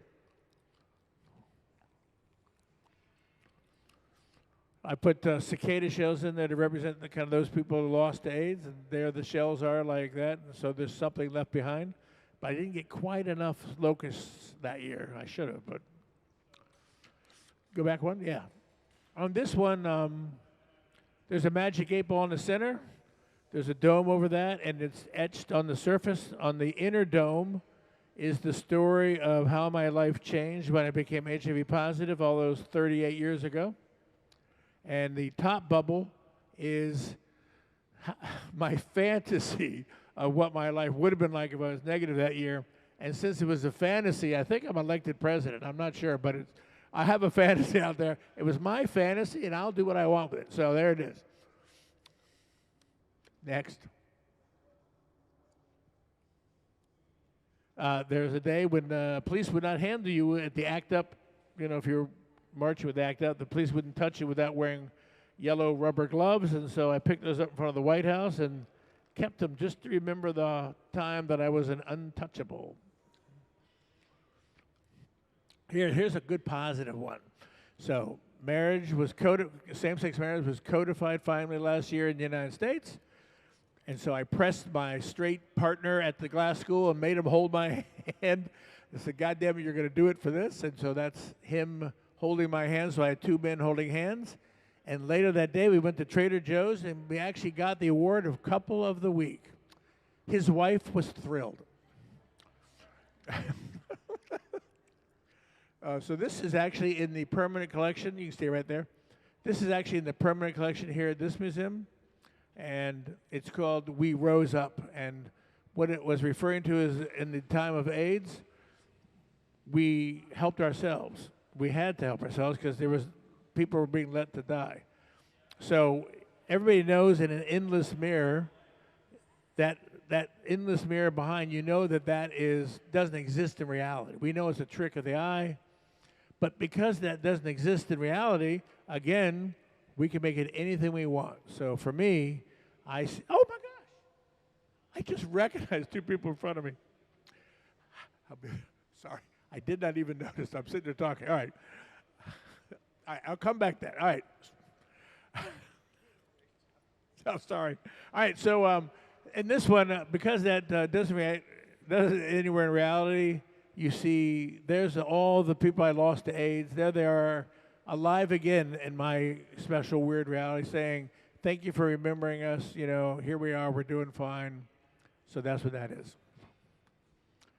Next. This obviously is a future piece because that's where we hide from no one. I don't think that's present anymore. I now think that's part of the future. Pass. Oh, go back. Stop. So this is in the Hillwood Museum right now, and it's a video of the first time two men were ever recorded dancing together. And that was 1898, and that is in Thomas Edison's studio. He wanted to find out if music and movement would match up in film, because no one knew at that time if you played a soundtrack over something whether the movement would be the same time. So you see a guy with a violin and a big horn, and he's recording the music while two men from his lab got up and started to dance, not to be amusing, not to be anything else, but to try this out. And now a century later, they could never even have realized, they couldn't even imagine that a century later that this would be an iconic film from the Library of Congress vault, and that it would be important to a population of people that was probably unimaginable at that time. Next. Oh, I gave him flowers on top because I need a little romance. I mean, it couldn't just be in the lab. I mean, come on. All right, next. Next. Stop. Oh. So I made these giant 8-inch paperweights, and they were heavy. I mean, really heavy. So one side was heaven, one side was hell. And I got them put into this steel framework, and it was beautifully balanced. So you spun it, and then you found out if you're going to heaven or hell. And a preacher bought it. So I asked him, so are you going to heaven or hell? And he went, oh. So he was not amused. He was not amused by asking that. But I wanted him to spin it. I just wanted to find out. He said, that's not funny. Next. Just a remembrance piece. Next. Okay, here, this is a piece I did with Joy Scott. There's an island off the coast of New York City, 600 yards off the coast. And it's called Hart Island. And on Hart Island, all of the unclaimed bodies of people who had HIV back then, whose families would not collect the bodies, were buried there. And there are thousands buried in that mound. It's a huge hill across where they just put the unclaimed bodies. I'll tone this down now that we have a munchkin here. I'll make sure I'll be much chiller. Next. Remembrance piece again. Club Q, Colorado, 5 dead. This is 49 stars for 49 people at Pulse. The director of Urban Glass actually lived right next to Pulse when that happened, so she is now very moved by it all. When I was a kid, there were only 2 types of sexuality, but now there are 23. And so I am celebrating all 23 of the variations, although one of them is having no sex at all, so I might be able to have 2 categories now. I'm not sure. So maybe I'll switch to that one. I don't know. Next. Oh, Walt had a good funny. He said it was just a 0. Nothing on Earth. That was funny. Trans bodies can be beautiful, too. All right, you can stop there. So this one is, this is shown at the Hermitage in St. Petersburg, Russia, and also with Ai Weiwei in the same room. That was kind of cool. And also at the Venice Biennale. This is called Justinian's Oculus. What? The closed captioning when you said Biennale, it said being L.A. Oh. Oh, that's good enough. Biennale is not being laid, I think. I don't know what they're saying. So in 541 A.D., the Emperor Justinian lived in Constantinople and was the first person, known person to contract the plague that 800 years later in the 1300s became the Black Plague. Took a while to percolate. And while he survived, 1/5 of Constantinople did not. And he says whenever he looked in the mirror, he would remember them. And he couldn't figure out how to help them, and he wished he could have done more. So I'm using this as, I've been through 2 plagues. I've been through the AIDS crisis and also COVID, and lost people to both. And so in this case, I'm drawing an analogy between AIDS and COVID to the original plague, and how we all look in those mirrors and see people looking back that we say we will remember you, and we'll try harder to help next time. That's 32 inches across, solid cast lead crystal. I can't even tell you how heavy that thing is. Next, Marsha P. Johnson, the mother of us all. That was the public art piece that was there. We can go on there. Next. 9 lives, 1 bowl. I'd lost 9 people to AIDS in 1 year, and I put them on that bowl. AIDS Monument in New Orleans. If you get a chance, it's also on SVU New Orleans, or is it CSI or SV? One of those. The New Orleans ones. They go there all the time to have clandestine meetings. So they have to call me every time they use it on the set. So I get these calls saying, it's going to be on. So there it is. Long ago, there were no images for gay people to have to see how they would be in society. So you had to find your own kind of imagery. And what they did is they found it with unintentional sources like Laurel and Hardy snuggling together, or, you know, Marlene Dietrich. These things were pressed in the service because we are desperate to have some kind of representation to make us feel like we are there. Next. An examination of same-sex marriage. Go ahead.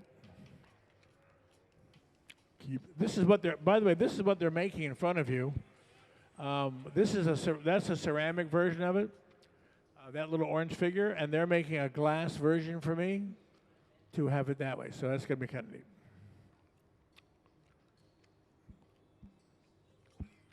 Queer Futurism, Pete Buttigieg, 2034. Yeah. Again, if I want to imagine the future, I might as well imagine it any way I can. So, Somalian American woman who's in the legislature in Minnesota. In my weird queer futurism, she is elected to the Supreme Court, the first non-binary Somalian American woman, trans woman in history to be on the Supreme Court. There we are, in 2038. Anyway, you get the idea. I will let that go for now. All right.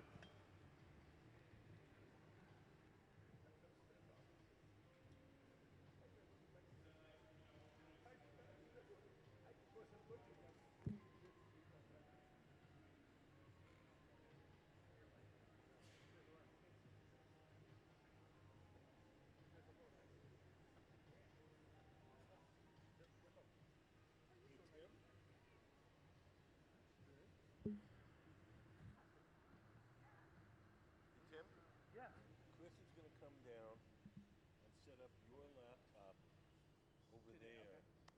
So if you want to show your slides, just call him once, say, switch to the laptop, and then you can do all the things down here. Oh, okay. You know what I'm saying? What? All right. Sure. And then you'll also be set up for tomorrow. Okay. I'm good.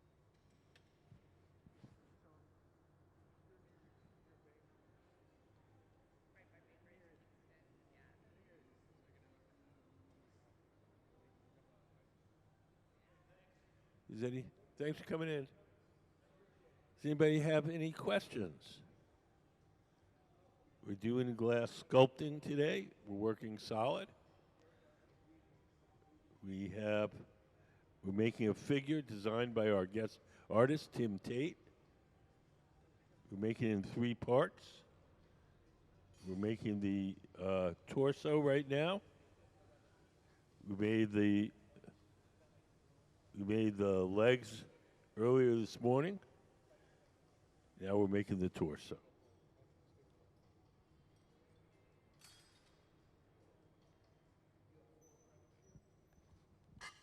Yes, sir. 6. 4. Oh, come on. This is Tacoma. What? Yeah.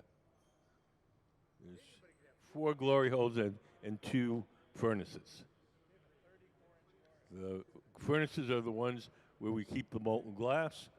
The glory holes are just workstations. There's no glass in them. They're just for heating and softening the glass while we're working.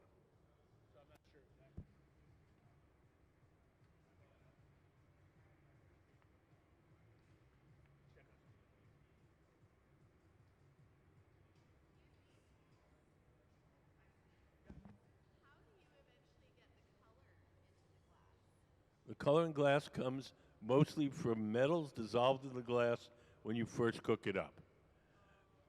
Cobalt makes it blue, chromium makes it green. For most of the colored things that we make here, We buy our colored glass in the form of these bars. These are called color bar. We'll blow a bubble of clear glass from the furnace. We'll heat up a chunk of the colored glass, and then we'll coat that bubble with whatever, red, blue, green, and then we'll blow it up to its full size and shape. What? Most of the colors are metal, not all of them. Fluorine, which is a gas, makes milky white. Sulfur makes an amber, like in a wine bottle.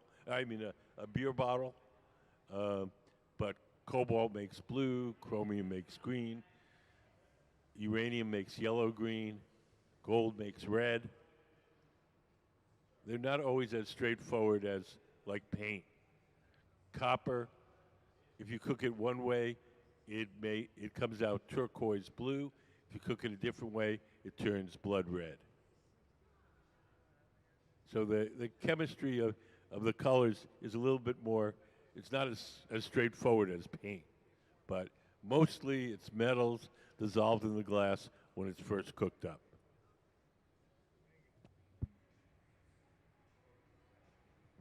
What? Copper?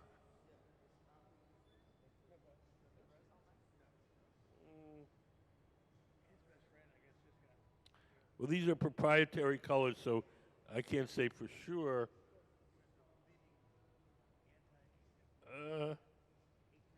I don't think so.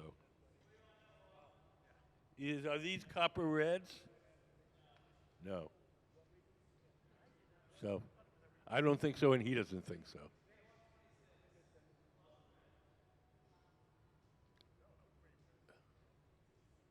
The copper reds are usually kind of a blood red on the brownish side. They're transparent.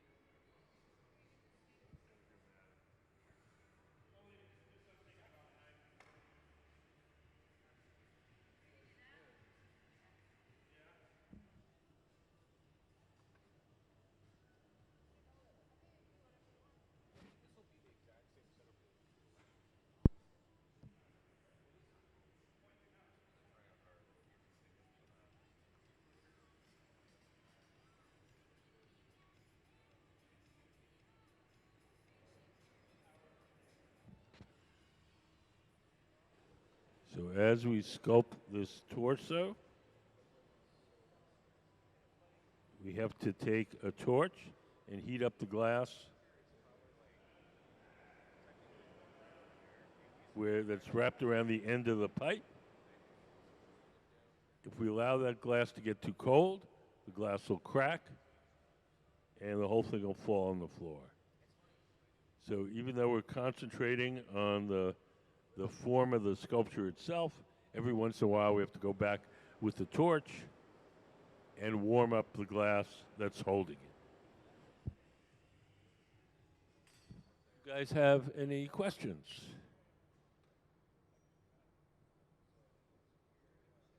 Okay.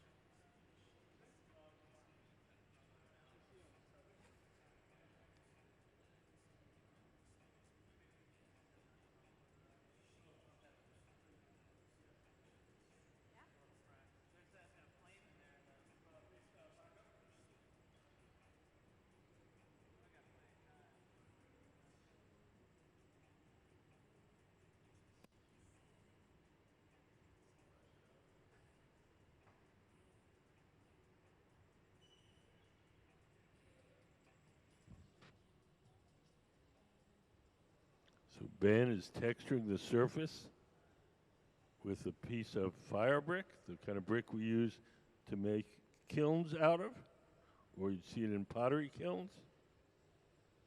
He's using the broken edge of the brick to impress a little textured into the surface.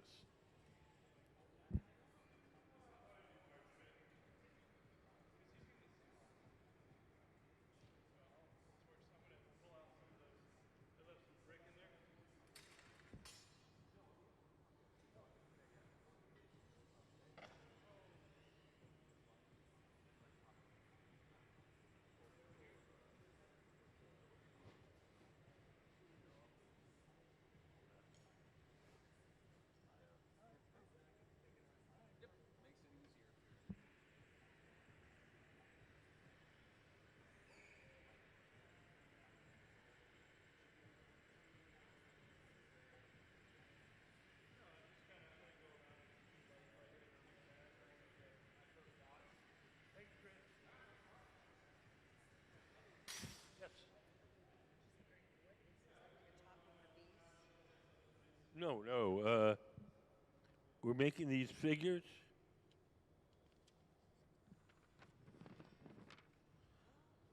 So he's making this half, the top half of the figure right now, the kind of torso.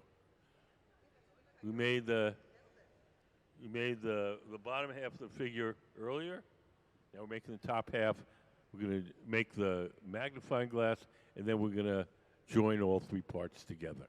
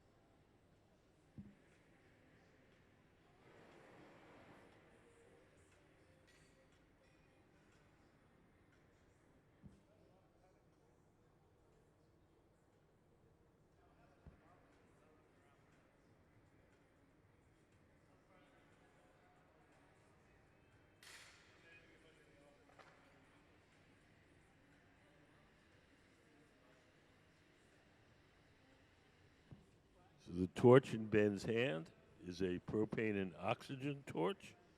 It has a 5,000 degree flame. It gets one small area of the glass really hot and soft really quickly. So in order to texture this,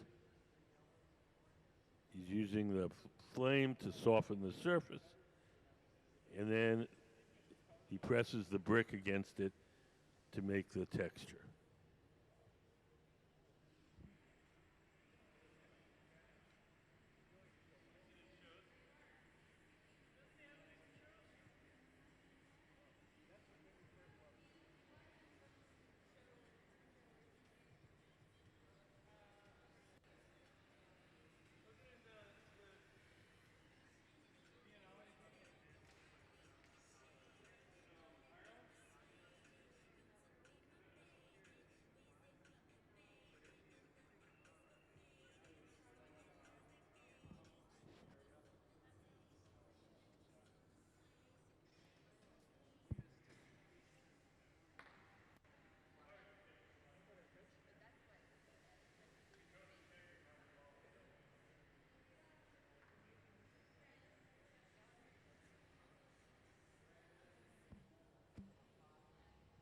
Biennale.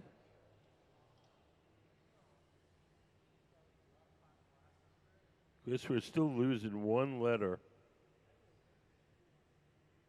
on the left side of the screen.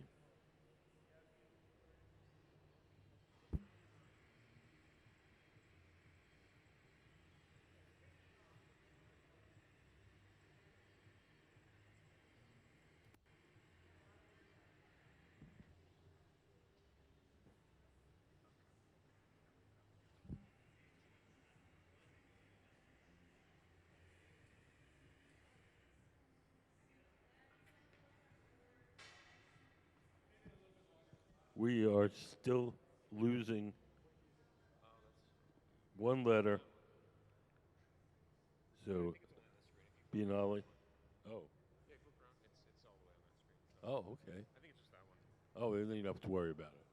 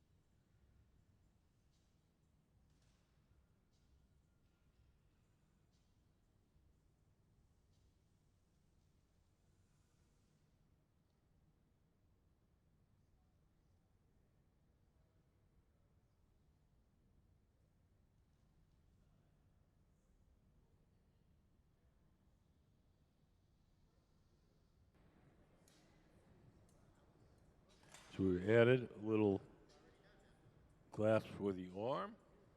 Other local glass artists, Jacobardi.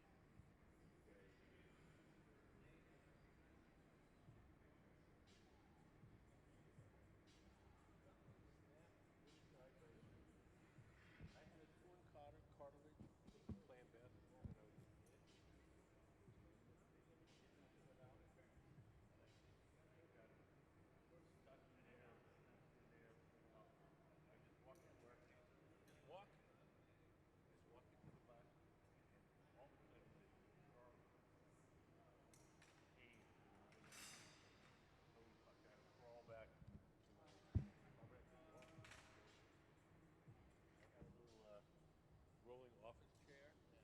I used it as like a little wheelchair. Rolling around with it. And then, when I was a little better, then I used it like a walker.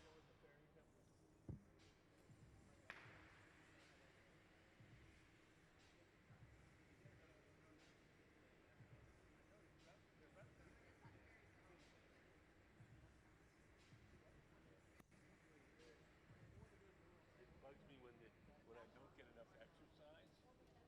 I think the muscles sort of keep it in check.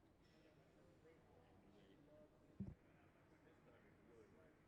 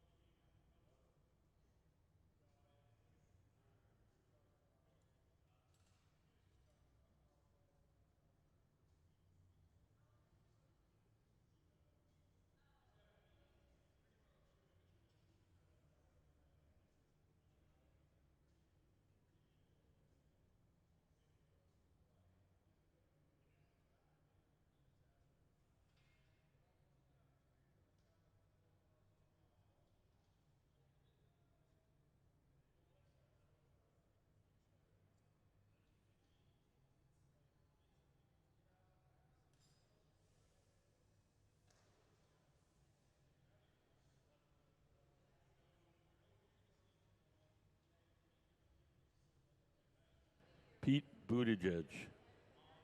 Pete, I'm not getting anything right now. Pete Buttigieg. Oh, got it that time.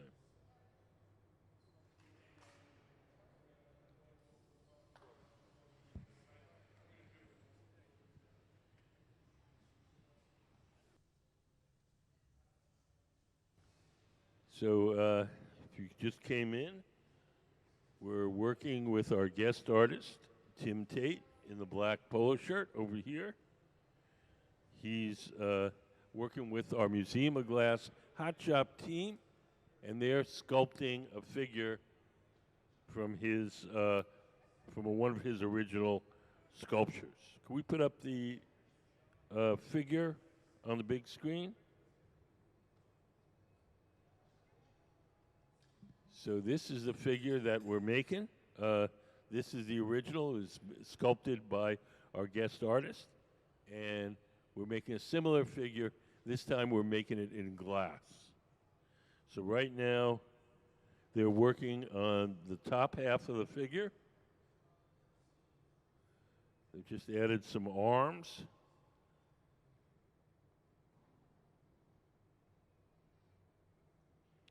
Glass sculpting is a fairly slow process. We've been working on this.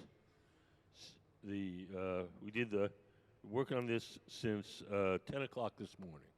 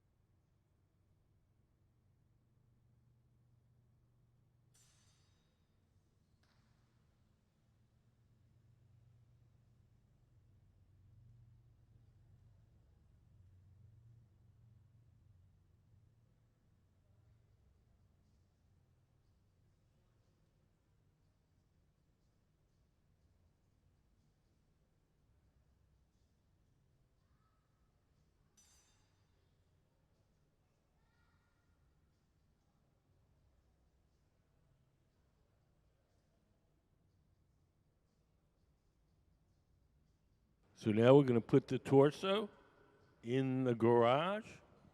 The garage is the silver oven on the left side of the studio. The garage operates at half the temperature of the furnaces. It's hot enough to keep the glass from breaking, but it's not hot enough to make it soft. So whatever goes in the garage holds its shape.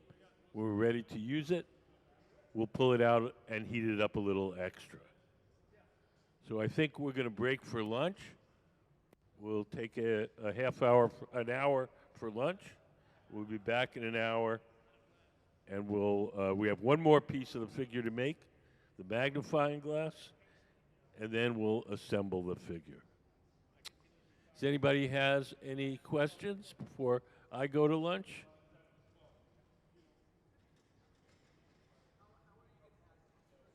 How are we going to what? We're not going to. That's how we're going to add them. We're not going to.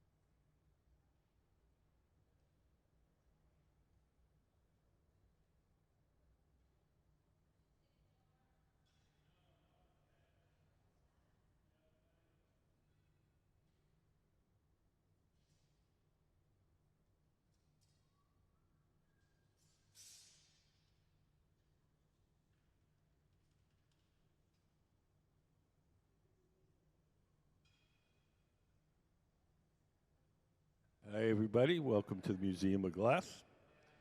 Today we have a guest artist, Tate, and he's working with our Museum of Glass hot shop team to make one of his sculptures. So the design is by Mr. Tate, the guest artist, and is actually going to be executed by our team. So if you look up on the big screen, we have a figure. This is a figure that Mr. Tate made out of clay. So we're making a similar figure, except we're making it out of glass. We've made from the waist down, we've made the torso.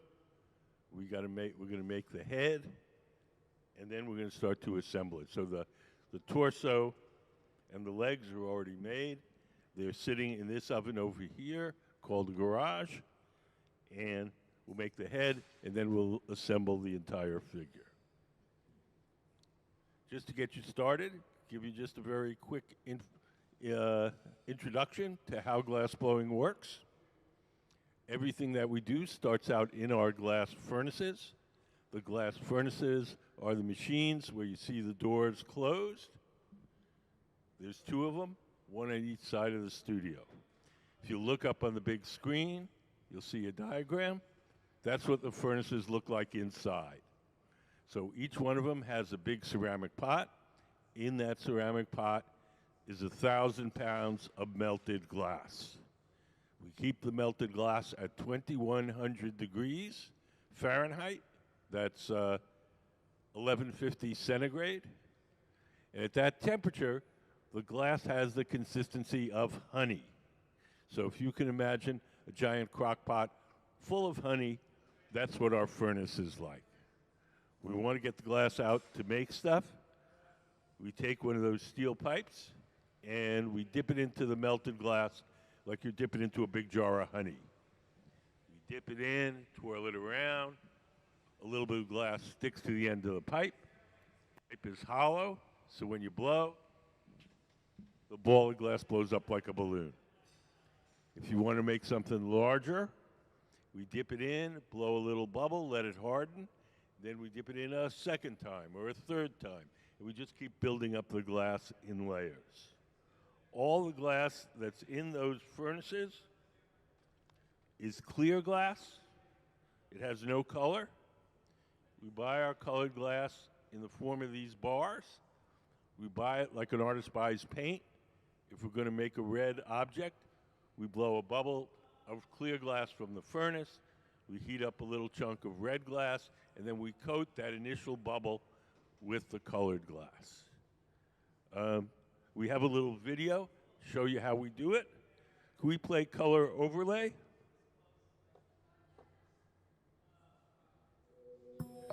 The color in glass comes from adding various materials to the mixture of raw ingredients called batch. Most of the colorants are compounds containing some kind of metal. For example, adding cobalt to clear glass creates a deep blue. Tin and antimony can be used to create white glass, and gold chloride can produce a rich red or pink colored glass. Colored glass is melted in furnaces, just like clear glass, and then is usually rolled into bars for storage and easy application. In order to apply color bar to a bubble, we first need to preheat the color to approximately 950 or 1000 degrees Fahrenheit in a color oven or garage. Once warm, the color is then picked up on the end of a punty rod using a little bit of clear glass as a support. The color is then heated in the 2300 degree glory hole to soften it and make it malleable, while another artist creates a small bubble of clear glass on a blowpipe. Once warm, the color is dropped over the clear bubble, and then using a variety of hand tools or the steel marver, the color is rolled back over the clear in an even layer. This process is called dropping color, or creating a color overlay. Depending on the project, that bubble is then usually gathered over with clear glass and blown into the final form.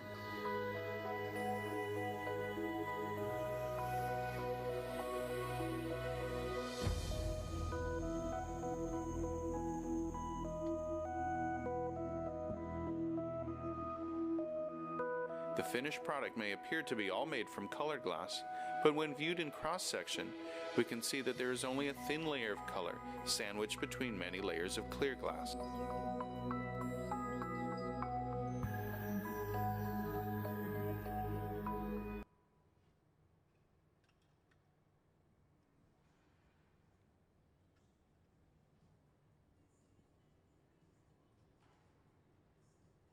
So in the center, Ben is shaping what's going to be the head of this figure. The glass blowers that you see on the floor are our resident team of glass blowers. They work for the museum.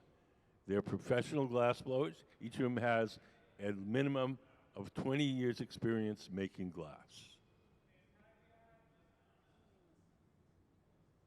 So today, when we have guest artists like Mr. Tate, they have the run of the studio from Wednesday through Thursday. They have the services of our glass blowing team, and they can either make stuff themselves or they can make designs and our team makes it for them.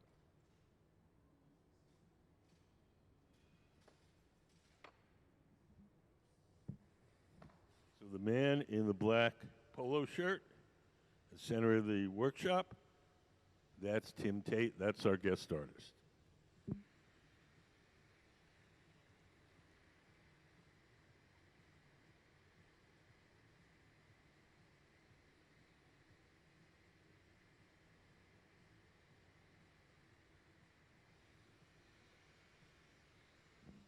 Does anybody have any questions?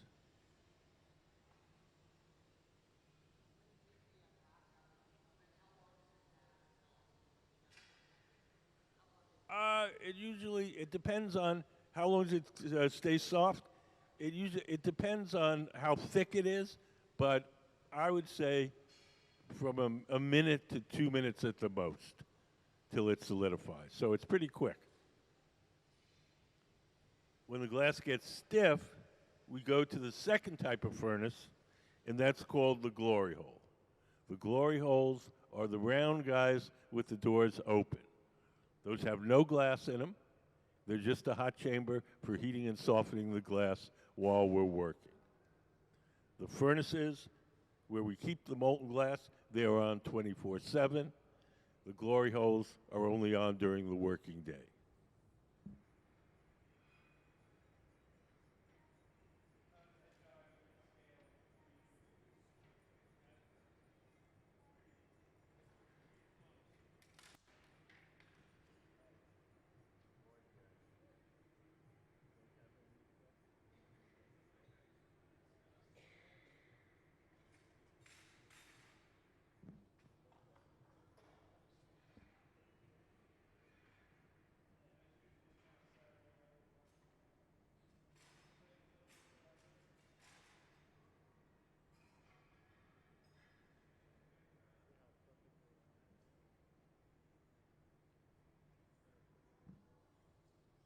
So Ben is putting the piece he just shaped into the garage.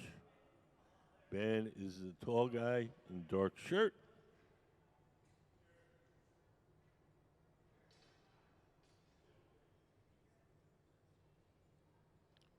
So the garage is another oven. It operates at half the temperature of the furnaces. It's hot enough to keep the glass from breaking. It's not hot enough to make the glass soft. So whatever goes in there stays warm, holds its shape. When we're ready to use it, we'll pull it out and heat it up a little extra.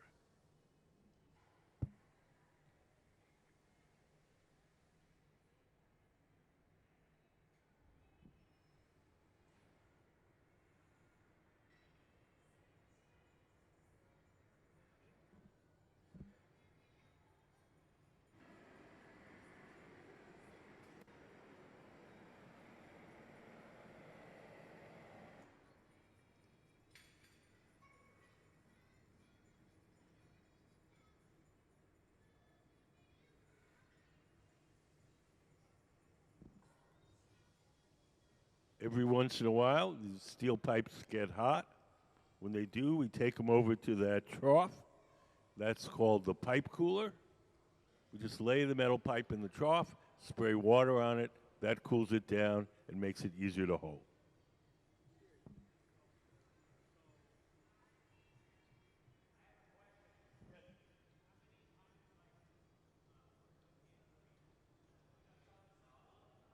How many times?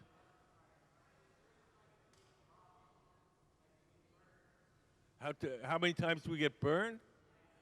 We get little burns on occasion, like you might if you worked in a kitchen. So little annoying things, not medical things.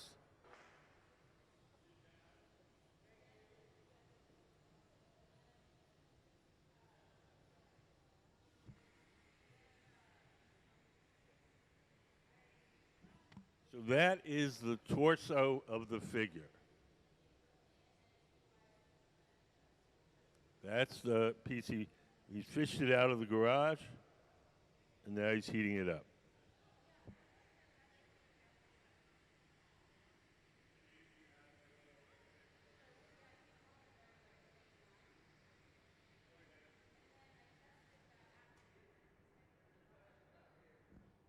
Yeah.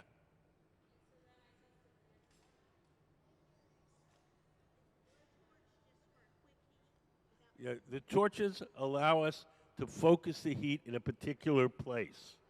When we put it in the big round oven, the glory hole kind of heats it up more generally.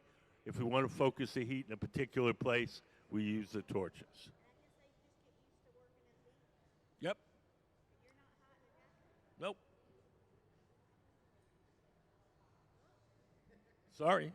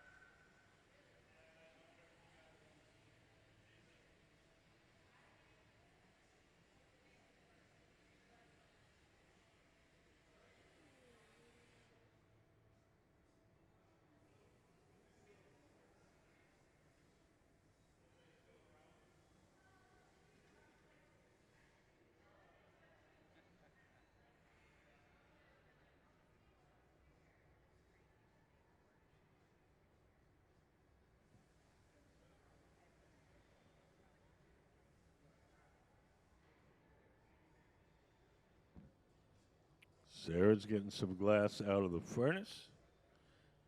She's let the excess drip off into that steel can, and we'll save that, and that'll eventually go back in the furnace.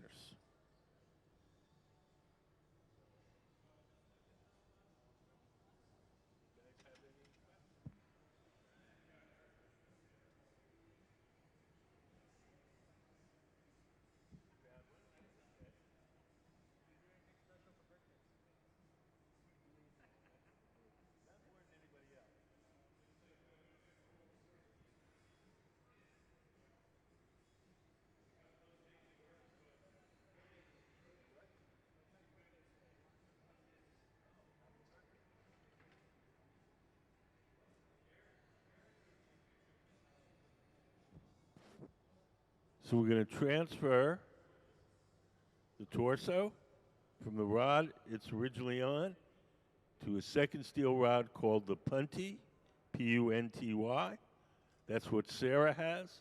Sarah is the woman in the maroon shirt. So we're going to grab that torso from a different angle.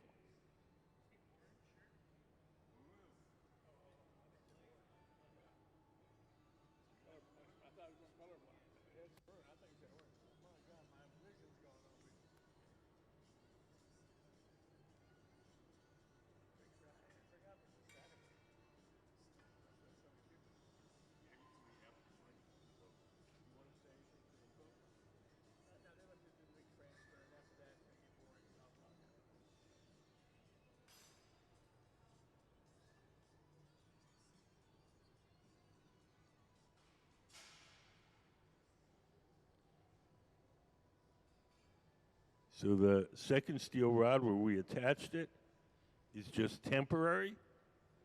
It's just to hold it from a different angle so we can assemble the figure.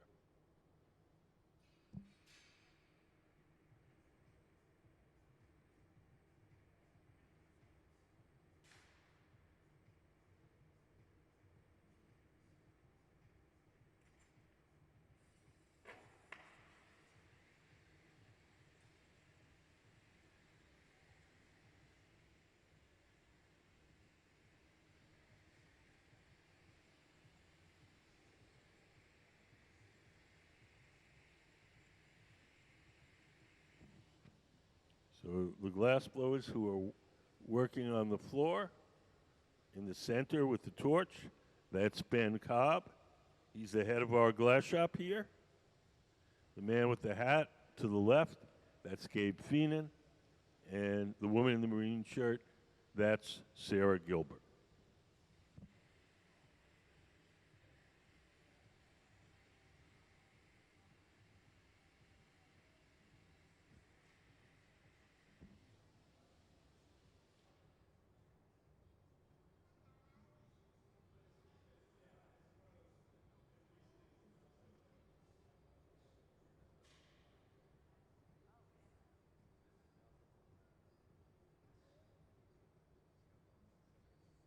So as Ben heats up the bottom of the torso, Gabe, standing by the silver oven, is warming up what I'm thinking is the legs.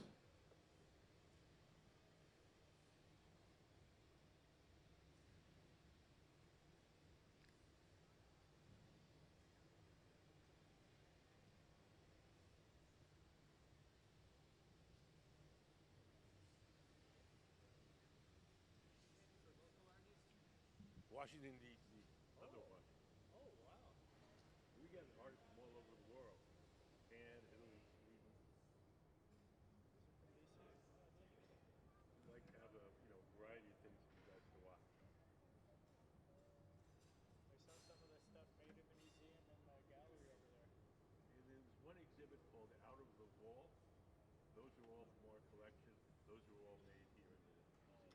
The other exhibits are just, other traveling exhibits.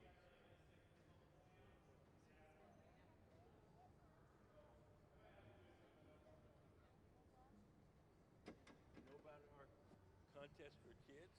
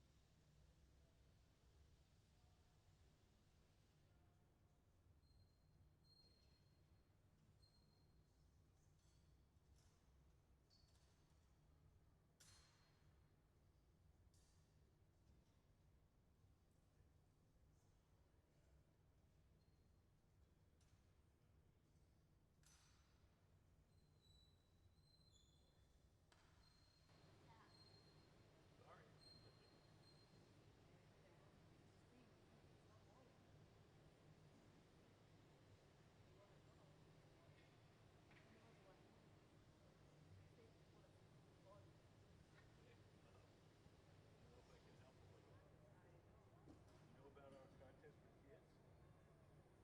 Any kid that comes to the museum can do a drawing. Once a month, we pick one of the drawings, and we make whatever the kid drew out of line.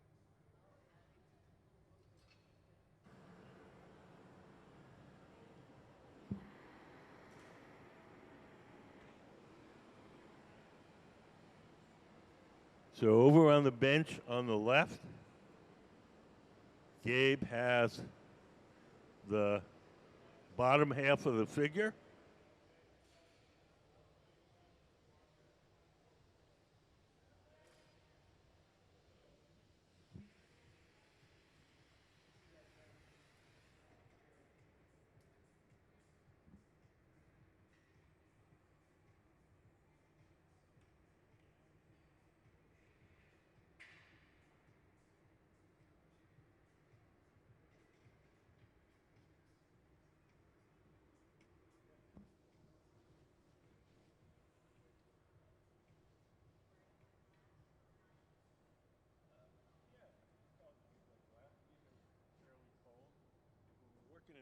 hot, then it just squish. Things are not very hot.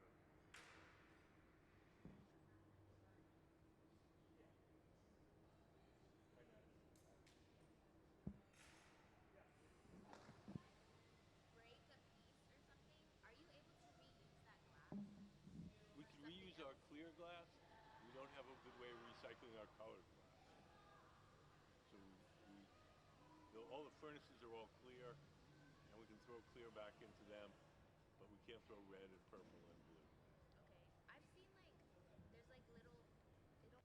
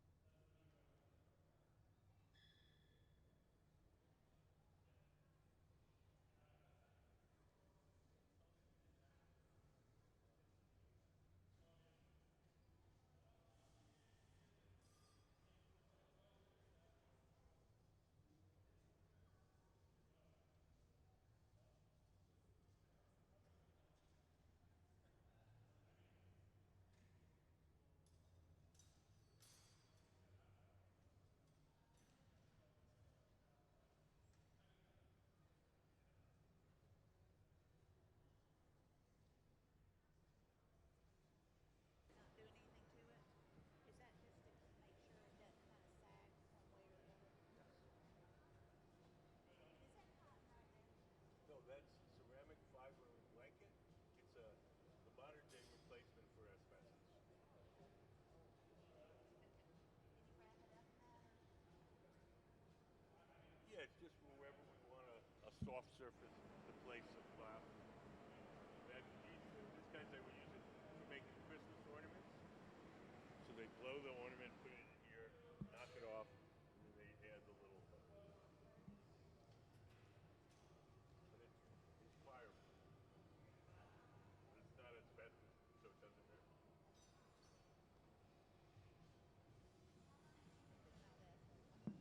45 years. Did you start when you were what, 5? No, I'm older than that. I started in my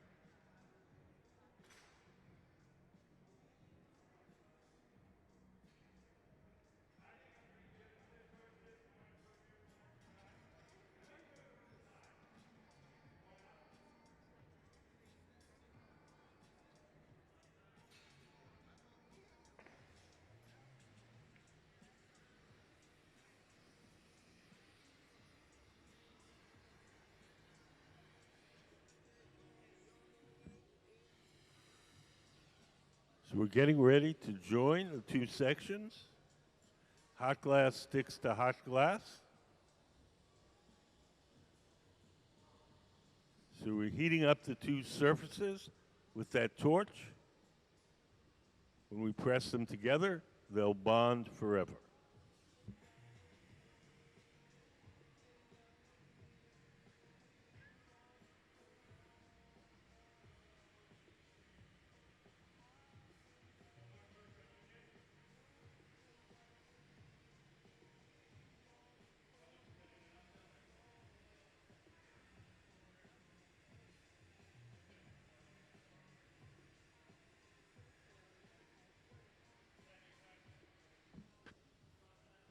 Tomorrow, our guest artist, Tim Tate, will be giving a talk here in the hot shop at 1 o'clock.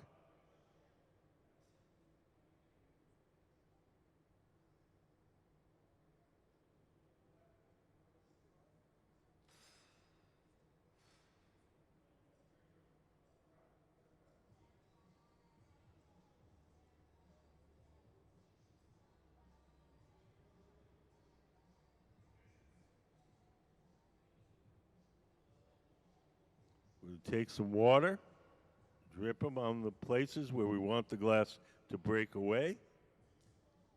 The water will crack the glass, a little tap, and off it comes.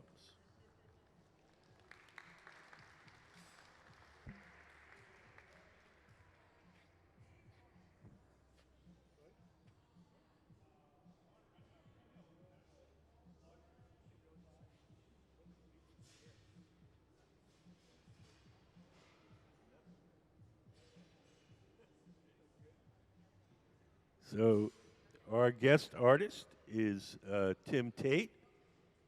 He's a Washington artist, the other Washington. Can we put some of his artwork up on the big screen?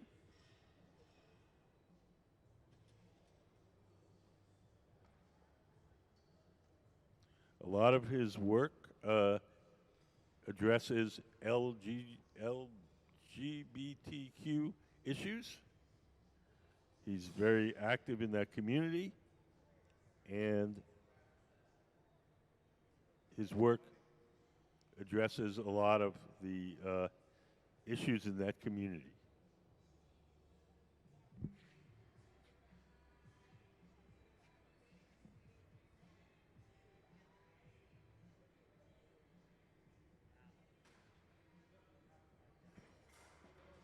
So they're going to put a little sphere head on this, just so I can use the optics of that sphere for the piece later. There's a matching male figure of this in one of the kilns now, annealing.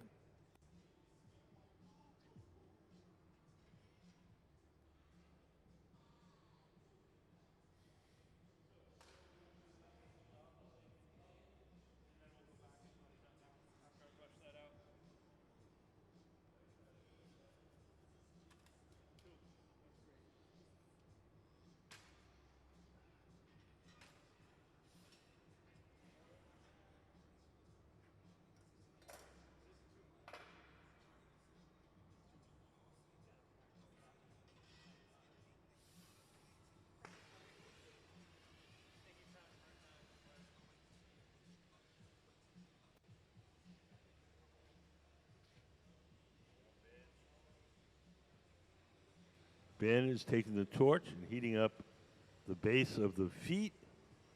We're going to clean up the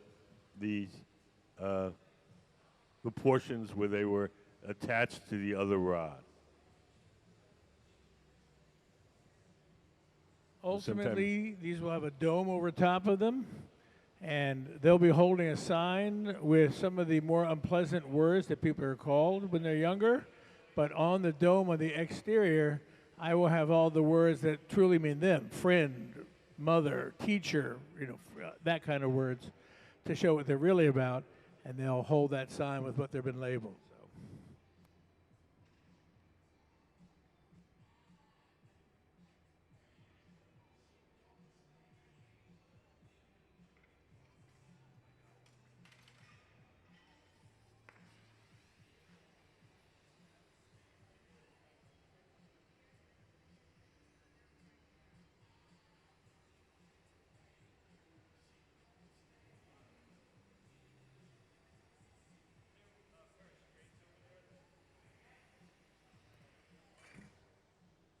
Check it out on the big screen.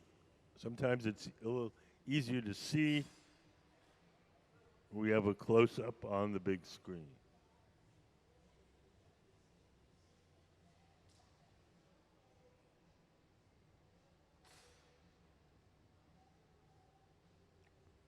When these figures are done, Mr. Tate is going to frost them with a sandblaster, and that'll make the form a little bit easier to see. And he's going to rub paint into the creases to accentuate the forms.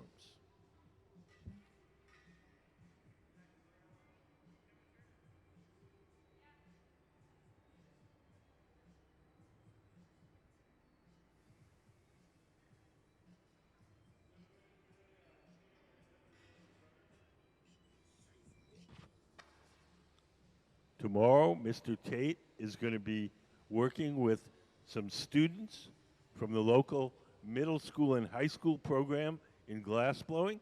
Here in Tacoma, there's a program called the Hilltop Artist Program, where kids in public school can learn glassmaking.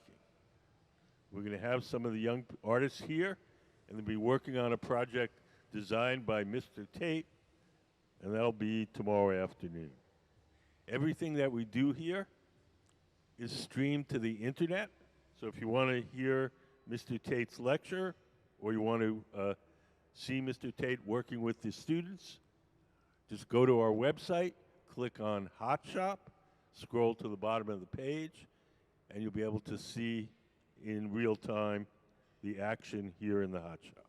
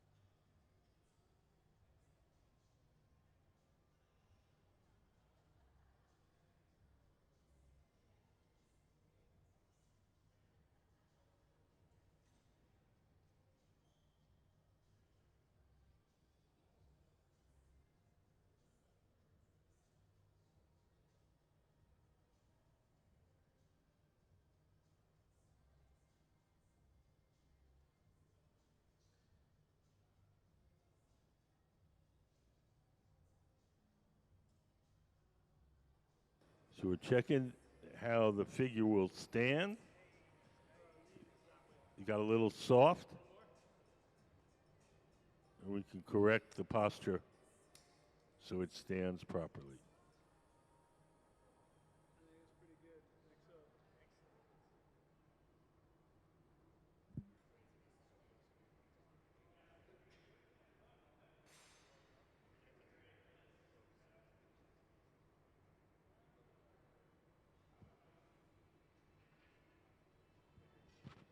So over on the left, Gabe in the hat is warming up the head.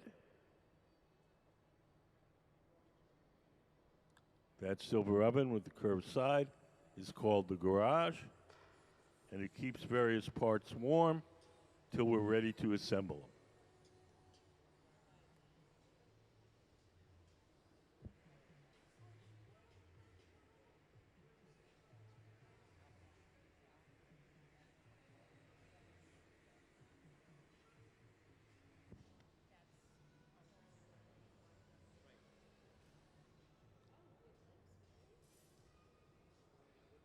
Does anybody have any questions?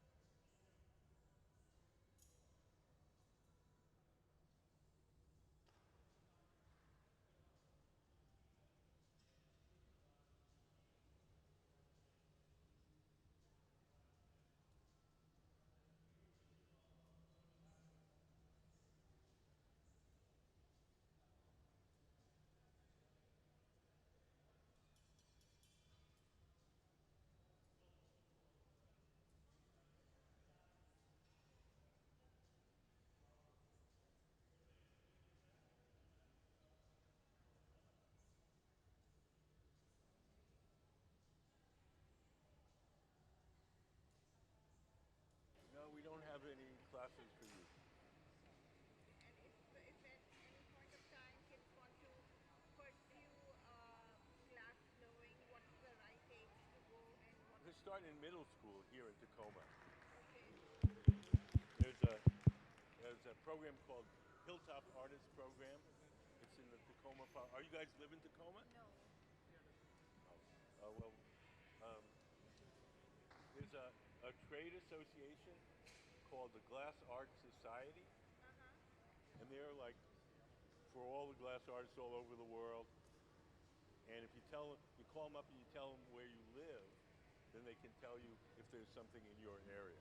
Perfect. So glass association. Glass Art Society. Society. It'll come up on Google right away. Okay, great.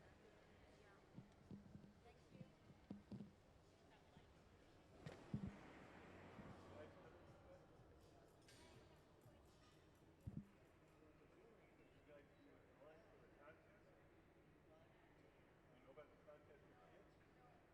Any kid who comes to the museum can do a drawing once a month, pick one of the drawings, and make whatever you do out of glass. Oh yeah, I did see that on the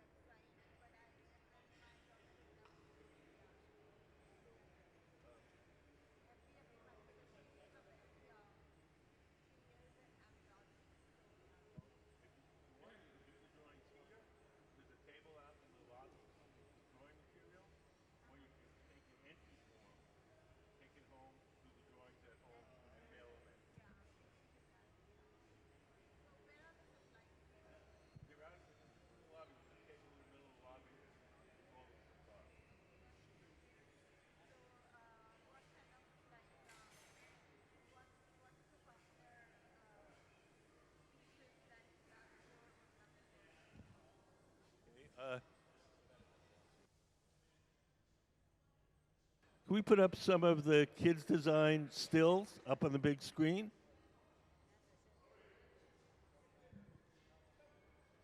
So look up on the big screen. These are some of the winners of the contest.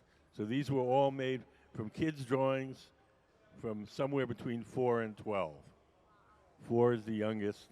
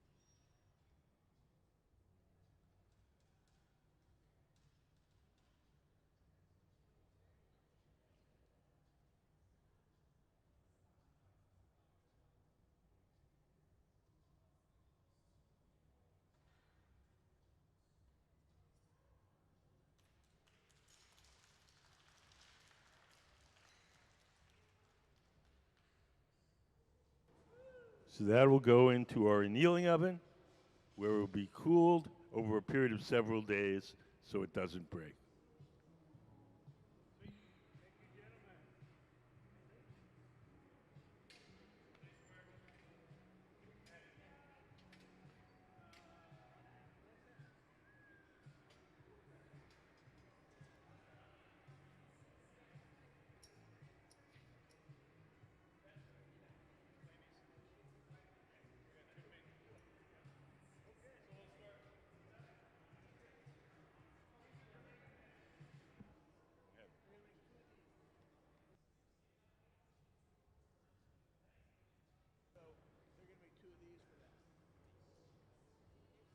So these will be blown.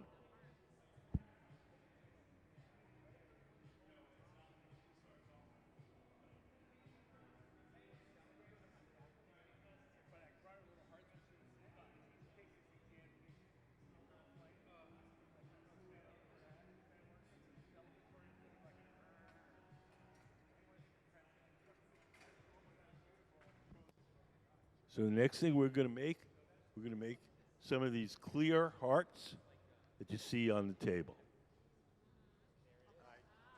How are you? Hi. Hi, Darren. I'm Walt. Nice to meet you. Man of all knowledge relating to glass and maker of t-shirts. That's right, maker of t-shirts. There you go.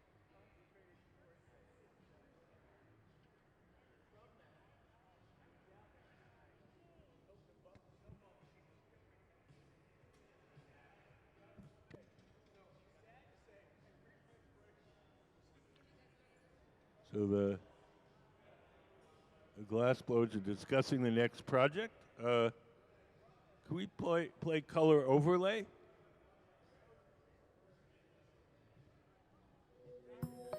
The color in glass comes from adding various materials to the mixture of raw ingredients called batch.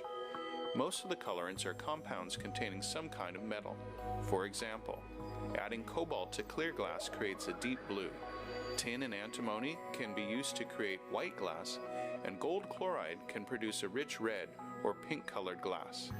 Colored glass is melted in furnaces, just like clear glass, and then is usually rolled into bars for storage and easy application.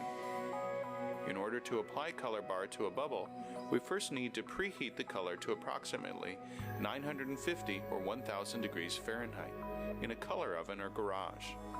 Once warm, the color is then picked up on the end of a punty rod using a little bit of clear glass as a support. The color is then heated in the 2300 degree glory hole to soften it and make it malleable, while another artist creates a small bubble of clear glass on a blowpipe. Once warm, the color is dropped over the clear bubble, and then using a variety of hand tools or the steel marver, the color is rolled back over the clear in an even layer. This process is called dropping color, or creating a color overlay. Depending on the project, that bubble is then usually gathered over with clear glass and blown into the final form.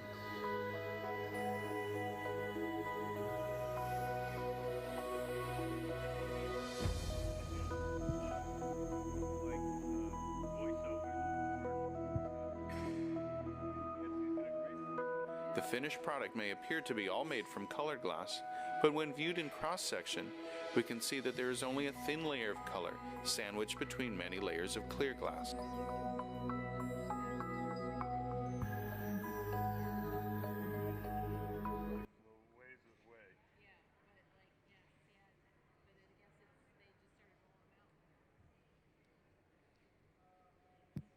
Okay, Chris, put mine up now. Mr. Tate, yeah, tell them about what you're going to make.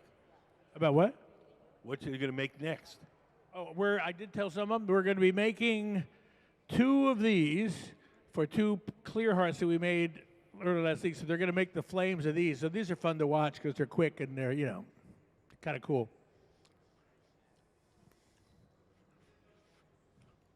So, I got to have a clicker now. Hold on. I got a clicker. They gave me a clicker so I can stop asking Chris to forward my film. All right. Okay, so I'll tell you a little bit about the show I have coming up. It's about LGBTQ right? So you have to just keep that in mind as I'm going through this. If I use any terminology that's upsetting, it's not on purpose. So I think I can pause it or turn it off. I don't know. We'll see. All right, I hope so. Let's see if I can do it.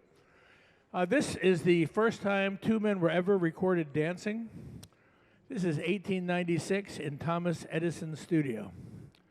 He wanted to see if sound and movement synced up because no one had ever tried it. So you see the guy with the violin playing into the horn, and next to him, two lab technicians from his lab stood up and danced for 90 seconds. It wasn't funny. It was much more difficult for man and woman to dance together than it was Victorian times. So they could never have realized a century later that that would become an iconic film in the Library of Congress for a population they couldn't have conceived would existed. So you never know when fate will give you immortality. There it is. Next, here we go. Oh, these are silly. Okay, here's one. I made two giant paperweights, 8 inches across, really big, heavy. One is heaven, one is hell. I put it on this steel frame, and it was really well balanced, so you could spin it to see if you're going to go to heaven or hell. And a preacher bought it, which I was very happy about. And I asked him, are you going to heaven or hell? And he goes, that's not funny. I thought it was funny, but he didn't want to answer that. All right, where are we here? How Mikey goes. Okay. This one, here we go. All right. Sorry about that. I forgot I had the clicker. This one, there's an island called Hart Island. How do I pause it? I know. How do I pause it? I'm asking. Oh, do I? No, I don't. I'm asking you, Walter, how do I pause this? All right, I'll just play with it. So, what? No, but that's all right. That's all right. I'll just keep playing with it. Anyway, 600 yard. Chris, if you're there, pause it on the last one, because we're not figuring it there. Backwards, the other way. You there? Oh, Chris is at lunch. Okay. Okay, well, there's the one we're talking about for a second here. I'll keep coming back to it when it changes. Okay. There's an island called Hart Island, 600 yards off of New York, Manhattan. And during the AIDS crisis, people who had AIDS, their families would almost never claim their bodies. And so buried on that island are all the unclaimed bodies of the hospitals of New York. Hundreds of unclaimed bodies, hundreds. Nobody even knows the names of the people. They've tried to go back and figure it out, but I think many are just lost. So that was a very sad one. Okay, move forward. This is just a remembrance piece of those who passed. Club Q, you might remember in Colorado, 5 people shot dead just for being gay at the club that night. 49 stars, 49 people dead at Pulse nightclub in Orlando. In my day, there were 2 sexes. Now there are 23 different variations of sexuality, all of which are viable and lovely. And I realize that one of those 23 is people who have no sex, so I may be able to change my sex any minute. So it's coming, I think. So there we go. Hold it. Oh, back. Oh, yeah, I don't know how to pause it for a second. Yeah. Oh, we have We're going to try to fix the computer so it stops. Okay, there we go. He did make it. So I'm learning. I am determined to learn every symbol, every color flag, and everything I can about those 23 different terms of sexuality. I know people in at least 14 of them. I haven't found any others. Just showing this, trans bodies are beautiful too. Normally, you don't think of it that way. You see just cross-dressing people and you think, but they're also beautiful. Oh, Chris? Poor Chris. What button do I push to pause on this button right here? It keeps going on its own. See? That's on its own. It keeps going on automatic. I'll just keep going back. That's all right.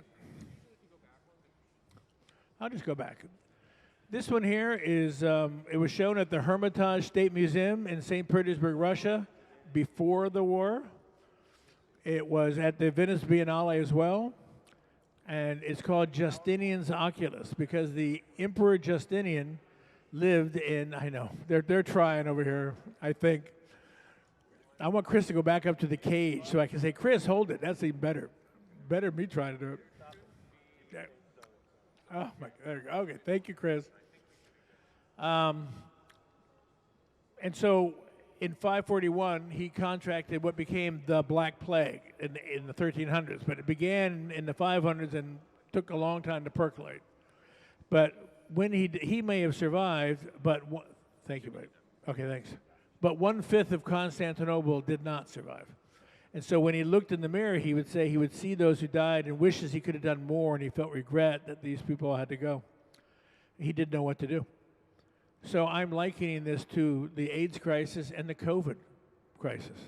I lost people to both. So it's that same thing. I look in that mirror and I see people looking back saying, please remember us. We're still here. We're okay. So that's what this is. And you see all those faces from all those losses. And there they are. That's a nice piece. That is, no, that's cast glass frame as well. That's 32 inches across. It weighs about 120 pounds or something like that. It weighs like a kid. No, a big kid, like a human. And has a special aluminum backing and a bracket that it goes in. But anybody here heard of Marsha P. Johnson? Marsha P. Johnson was one of the original drag queens who began the Stonewall. See, she knows. There we go. Began the Stonewall riots. That, of course, and it was Andy Warhol's favorite model for his drag queen series. She was also the queen mother of Christopher Street, and all of the homeless trans kids who've been thrown out of their homes because they were trans and people just threw them out. So they're forced to go to New York and become sex workers, et cetera, become homeless.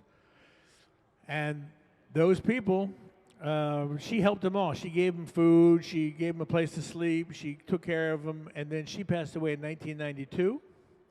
And so New York is honoring her with a park, as you see there in Brooklyn. That was my proposal for a sculpture. And out of 63 people, I was in the bottom of the top 3, but I did not get the top one. But there's what the sculpture would have been. I wanted an unapologetic, unabashed sculpture for a drag queen. And that's what I think I gave. A stage, the whole bit. Next. Oh, I have the thing. Oh, I'm in control. All right, I'm so used to telling Chris. Here we go. 9 souls, 1 bowl. I had 9 friends who died the same year of AIDS. And the only thing I could do is memorialize them. It's a long year when you're at 9 funerals. So I just wanted to put something simple for them. This is the New Orleans AIDS Monument. I did that back in the late 90s. I was standing at the worst drunken bar in New Orleans on Royal Street. Just terrible place. And this person's behind us started talking. They said, we're on the committee for the new AIDS Monument. And I said, I've got a great idea. And in 1 second time, I came up with this idea. So it's morphed a little bit from the original idea. There's supposed to be words associated with these people, like teacher, son, lover, mother, brother, so you could, whatever your loss was, you could feel. And so that is, these are molds taken off faces of people who've been affected by AIDS, whether they lost someone or had it themselves.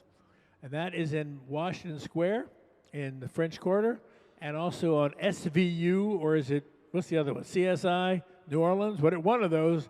It's on there all the time because they have to call me when they go to use it, so I get a lot of calls on this one. If you were in the 1920s and 30s, there were 0 images of gay people, right? If you were gay, you didn't even know anyone else on this planet existed.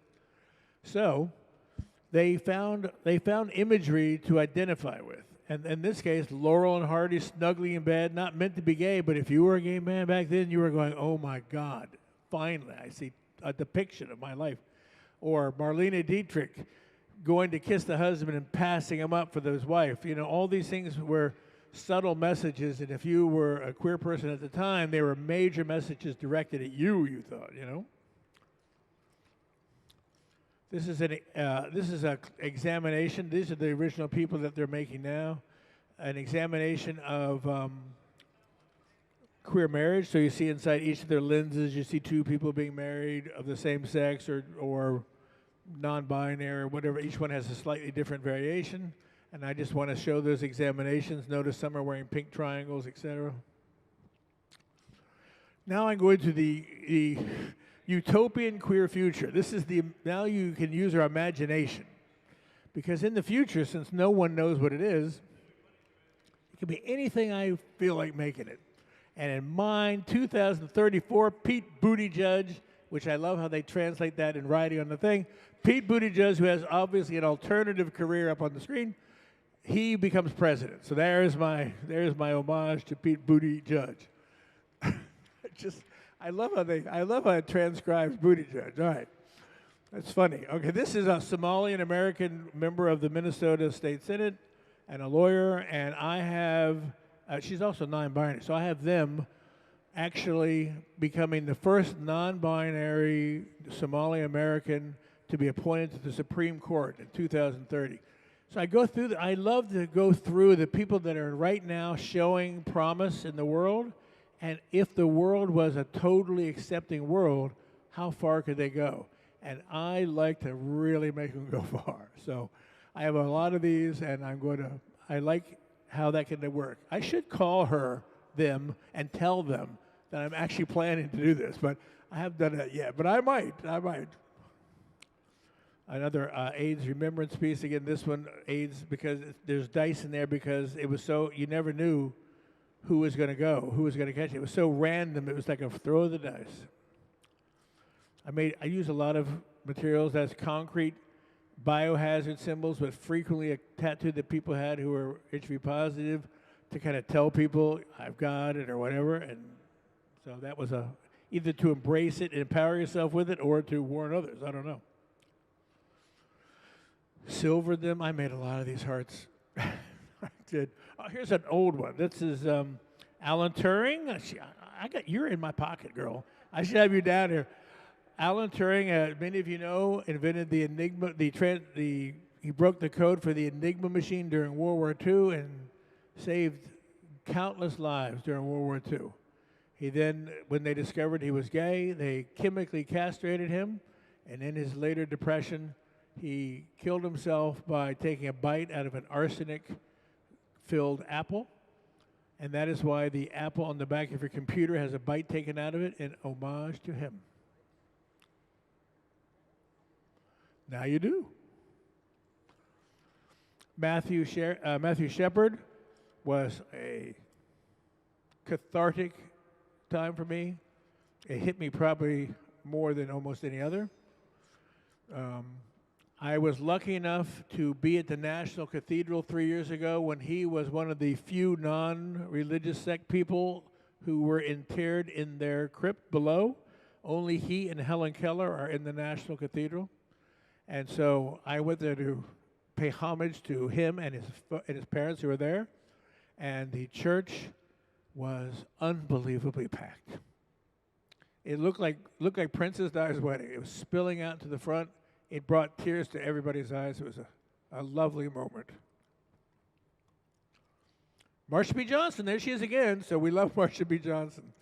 I just had to do a little memory piece to her. I like to do pieces for her. On Sunday, we're having the kids from Hilltop School come down, and we're going to make a crown to Marsha P. Johnson covered in flowers for the museum. So they have a piece here to honor Marsha P. Johnson forever in their museum collection. Anyone who wants to come to add flowers can come on Sunday to add flowers. I think. Better check with her, right? Okay. Anyone know who Joyce Scott is? Joyce Scott is a spectacular 75-year-old African-American woman who won the MacArthur Genius Award in 2016 for her beadwork with titles like The Day After Rape and The Police Said Rodney King's Head Broke Open Like a Watermelon. And I've known Joyce for so many years, and I wanted to kind of step away from commercial galleries, but I wanted to really do things that filled my heart. So I called Joyce. No, actually, I brought her Thai food. I know that's the secret. And I said, Joyce, can we do this together? And she said, I'd love to. Let's check with my gallery. So she takes me to her gallery, Goya Gallery in Baltimore, and she's got a photo shoot, and there's an African-American woman on each side of her. And when she asked the gallery, can we do it?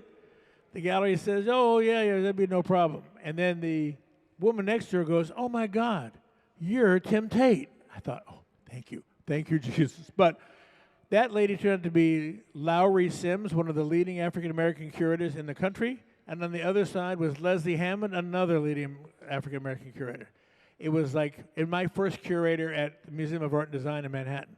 So it was this unbelievable, lovely, sky open and ray of sun come down. And Joyce and I spent 7 months on this piece. It deals with racial inequality, women's rights, and LGBTQ. The big butterfly there was George Floyd because he had a butterfly tattoo.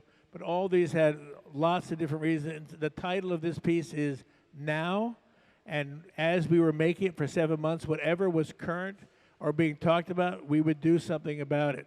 There are some good ones, but it was not the best year for any of those people. So a lot of them are challenging. I actually have to do a video with Joyce about each of these tiles and what the meaning is before a museum gets it so they actually know how challenging some of these stories can be.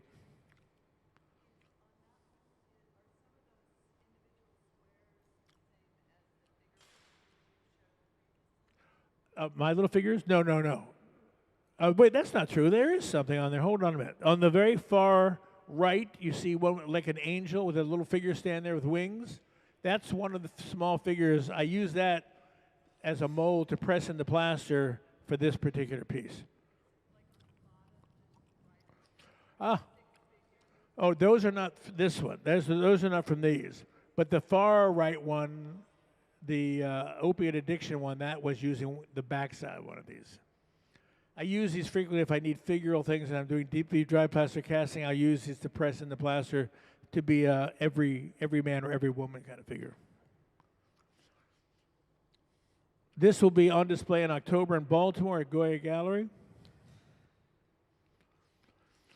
In the old days of the 80s, people who were HIV positive or dying of AIDS, they called it at that time, their families would frequently disown them permanently.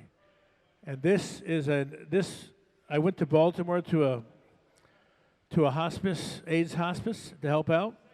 And one of the guys there was an Army medic, a great guy, but everybody in his life had abandoned him. He was in the last week of his life, and there wasn't a soul that came to see him anymore. And so he said, instead of my ashes going to the public gravesite at Catonsville, can you take my ashes and make a piece in memorial to me? And that's his story on the outside, and that's his ashes on the inner container. This one's called Sneaking into Heaven because I think that's my only chance. So I thought I'd find a back door, so to speak. This is called I Wake in the Morning. I wake each morning reimagined, because what happened is when I first discovered I was positive, it seemed so crazily impossible, right? Who ever thinks to hear you're going to die in a year? I was 22 or something. I mean, it's so hard to handle, you can't even imagine. So I would go to sleep at night, and every morning for months and months, I would wake up, and I thought, oh, what a terrible dream that was, Jesus Christ. And then, oh my God, it wasn't a dream. So every day I go through this, reimagining my life constantly until it sunk in that it wasn't a dream.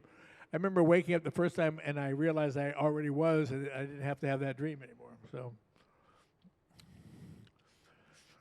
this is a challenging one. Make sure there's no little, well, this is a challenging one here. So I made this to talk about just the trials and tribulations of people. I was losing people right and left. People were being murdered. People were dying of AIDS. It was just this unbelievable, violent world. And nobody was doing anything to stop it, it seemed. This is why people would act up, and other places we go, and we do anything we could to get someone to do something. That top little lozenge thing is an actual model of the glass portal into the showers at Auschwitz. And I thought, who would do that, right? Who would put a window into the showers at Auschwitz to look? Well, the same people that were letting my people die in front of them. And I never told anybody what that symbol was till last year, because it was too much we didn't even talk about. So, excuse me on that. I'm gonna move on that one. That was too much. Okay. I do a lot of the clear hearts. I like filling the clear hearts with things. We've done 3 or 4 here. 3, I think. They're just beautiful. Oh my God! Here's one. Here's a little one here that we had the flame for. The ones I have here, I have a queer fiber collective in Chicago. What? What you want? What you want, Ben?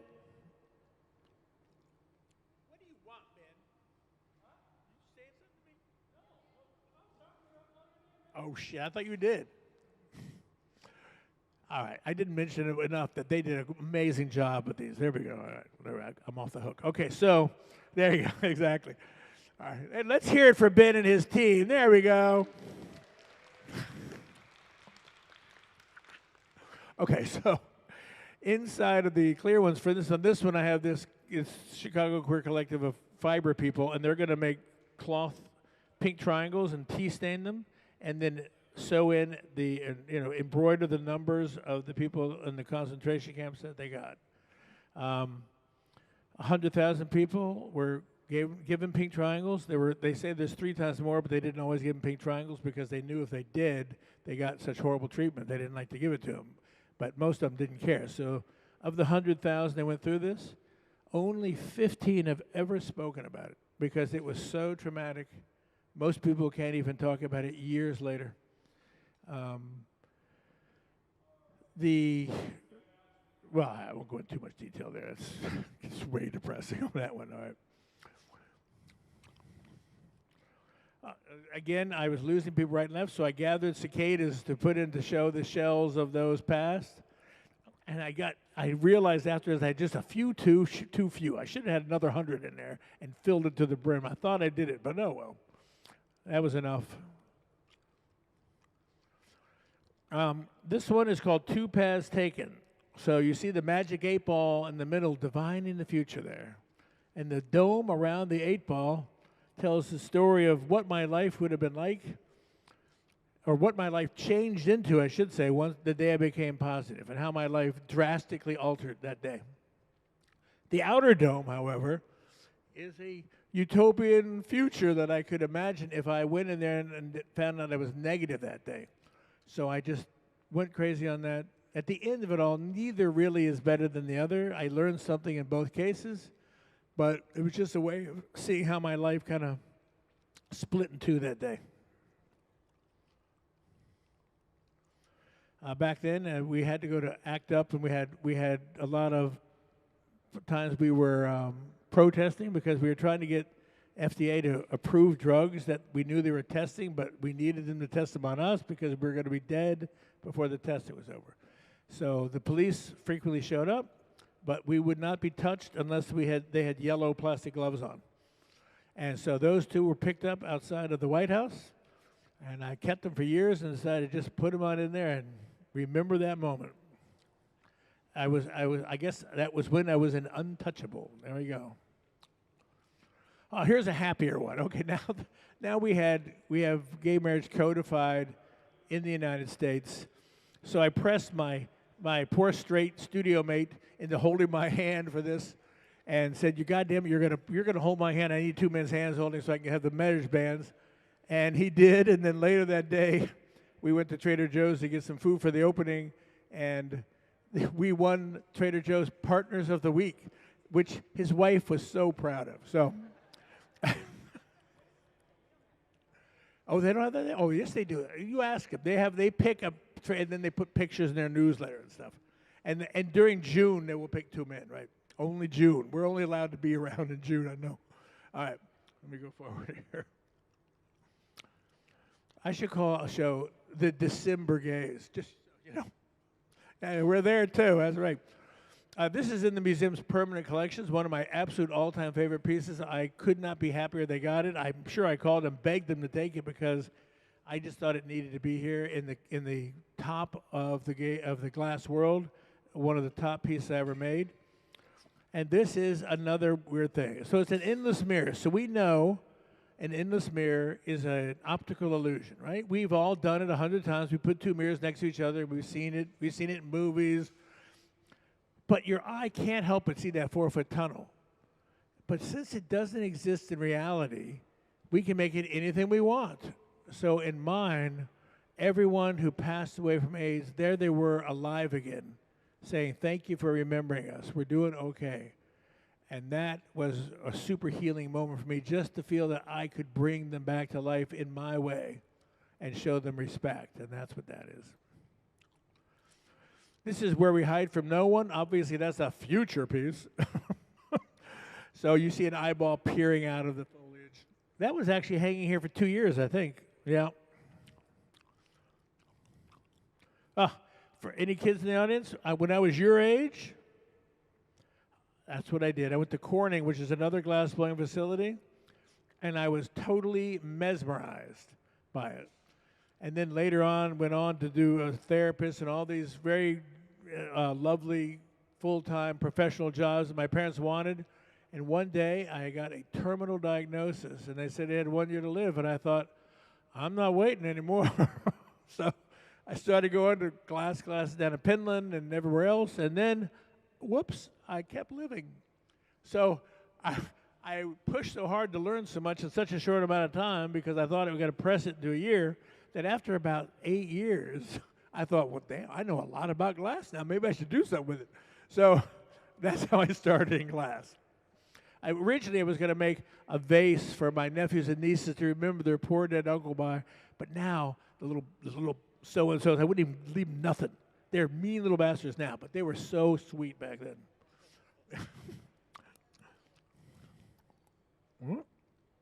Uh-oh. Uh-oh. I think we're done. All right, back to the main feed. And so this, again, is what they're making there for the top of one of the Sacred Hearts. I leave it to you, Walter. Let's have a big hand for our guest artist, Tim Tate.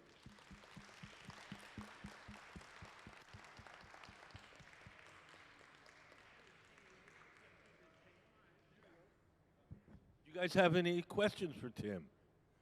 Most of the museums you go to, all the artists are dead. We got a live one here. Is anybody? He's a nice guy. He won't snap at you.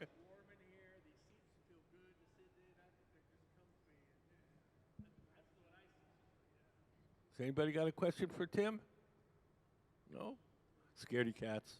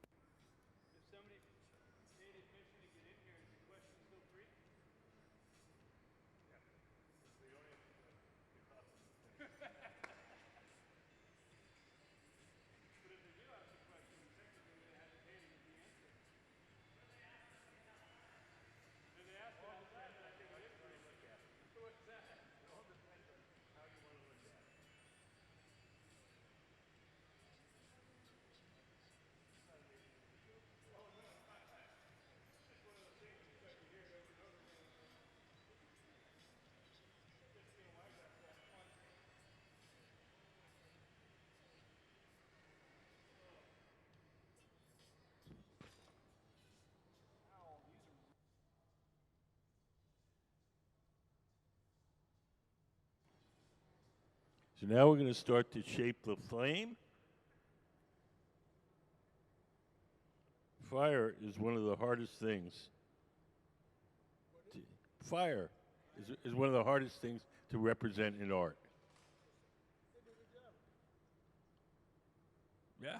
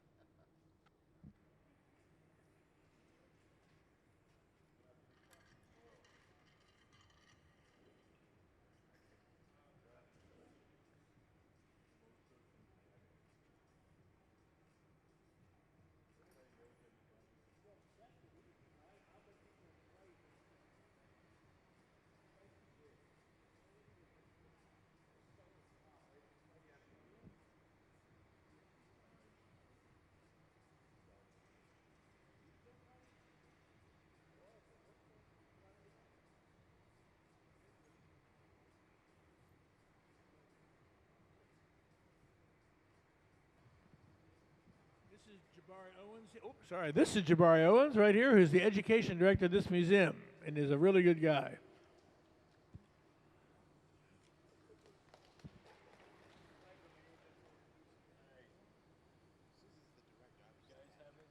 Aren't you the education director?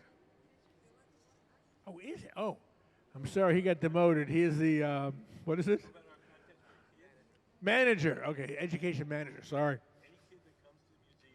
That's my imagination of the queer future. He's going to be promoted in the future. See.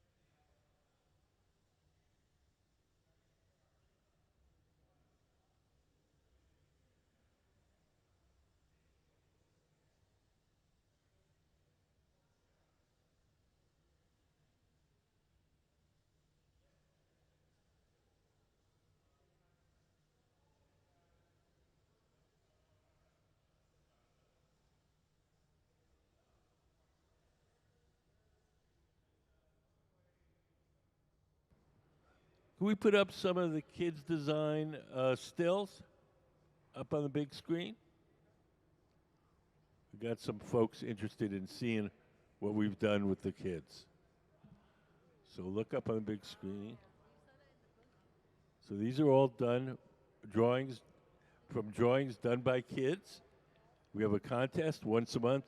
We pick one and we make it out of glass.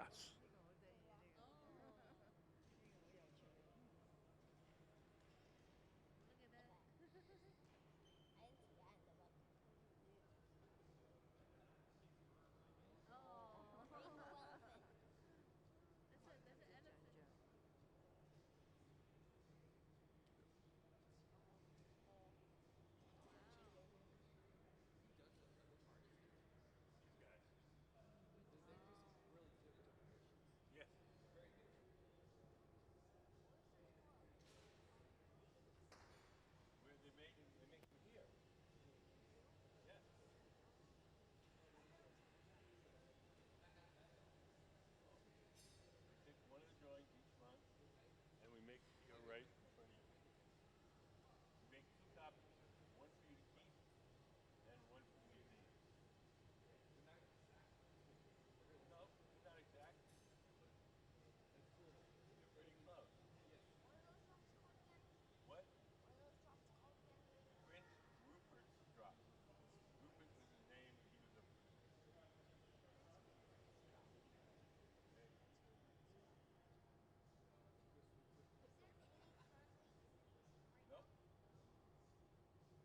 We made them from time to time, but we don't have any around now.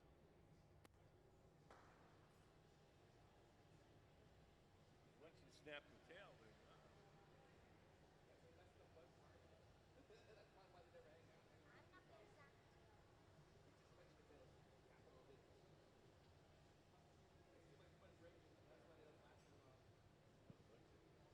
done, they're done. What? No.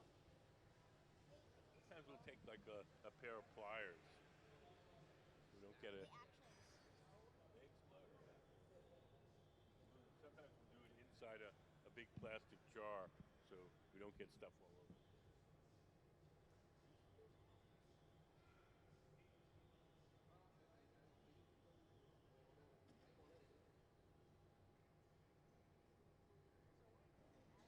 What?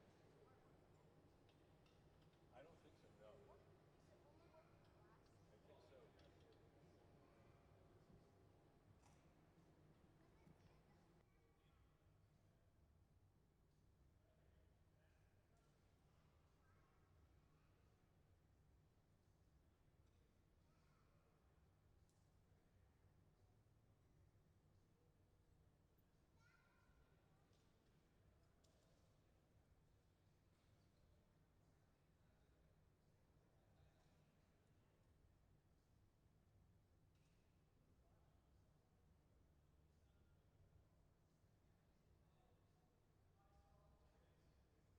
Does anybody have any questions?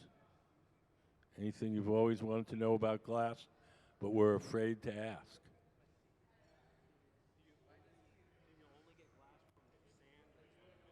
That's well, it's not a myth. Most glass comes from sand, but now they make exotic glasses out of steel, out of nickel, out of concrete, out of carbon, and they're usually those glasses are usually used for various scientific purposes. But they make now what's called bulk metallic glasses. They can make glasses out of metal, and they're 10 times as strong as ordinary metal. No, they're opaque. Glasses comes in all different colors. Some are opaque. Some are clear. The scientific definition of glass is it's any material which looks and acts like a solid at room temperature, but on a molecular level is arranged like a liquid.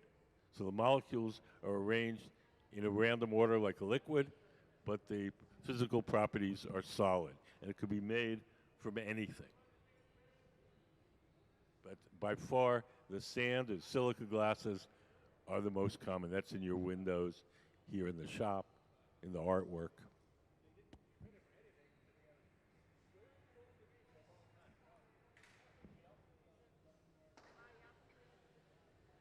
What about the design? Why is the building designed like this?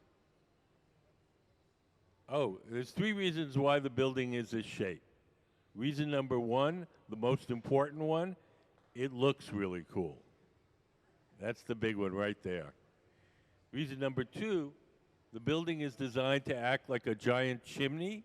So the whole building acts as a chimney. And so there's a natural updraft to take the heat and smoke away from the furnaces. Reason number three is historical.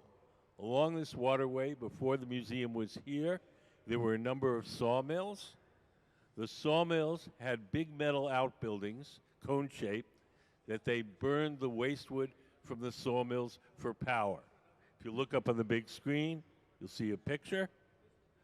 When the architect, Arthur Erickson, saw pictures of those old buildings, that's when he got the idea to make the building in this shape.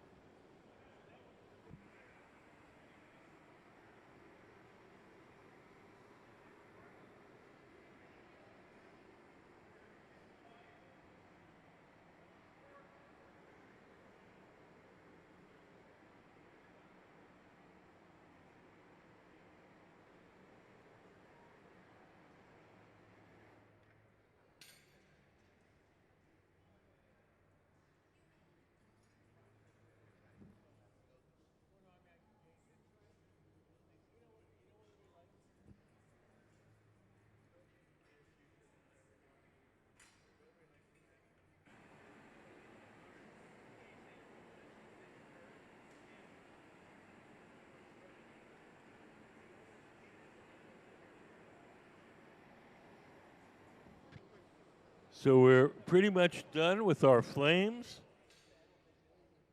Everything that we make has to be cooled slowly or it'll break. So we're going to take it off the metal rod. We're going to place it in an oven called the annealer, where it'll be cooled very slowly over several days.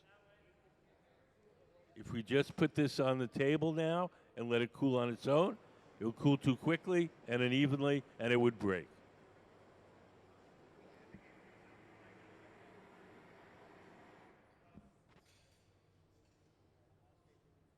So you want to try to get it so it's an even temperature inside and out. And then we'll break it off the metal pipe and place it in the annealer where it'll cool slowly over several days. When he grabs that sculpture, it'll be about 1,000 degrees. The glass will be hard. And into the annealer to cool slowly. So let's have a hand for Tim Tate and the Museum of Glass Hot Shop team, Ben Cobb, Sarah Gilbert, and Gabe Feedy.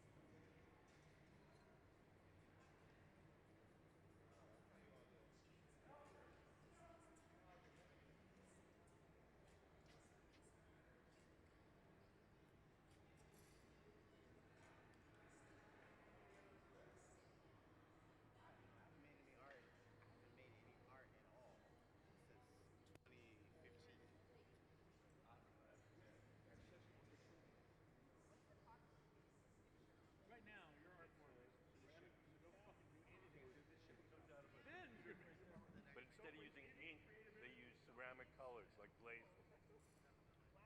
And then it's a regular decal. You put it in water, it floats off, and you stick it on the glass. And then when you fire it, it melts on like a glaze.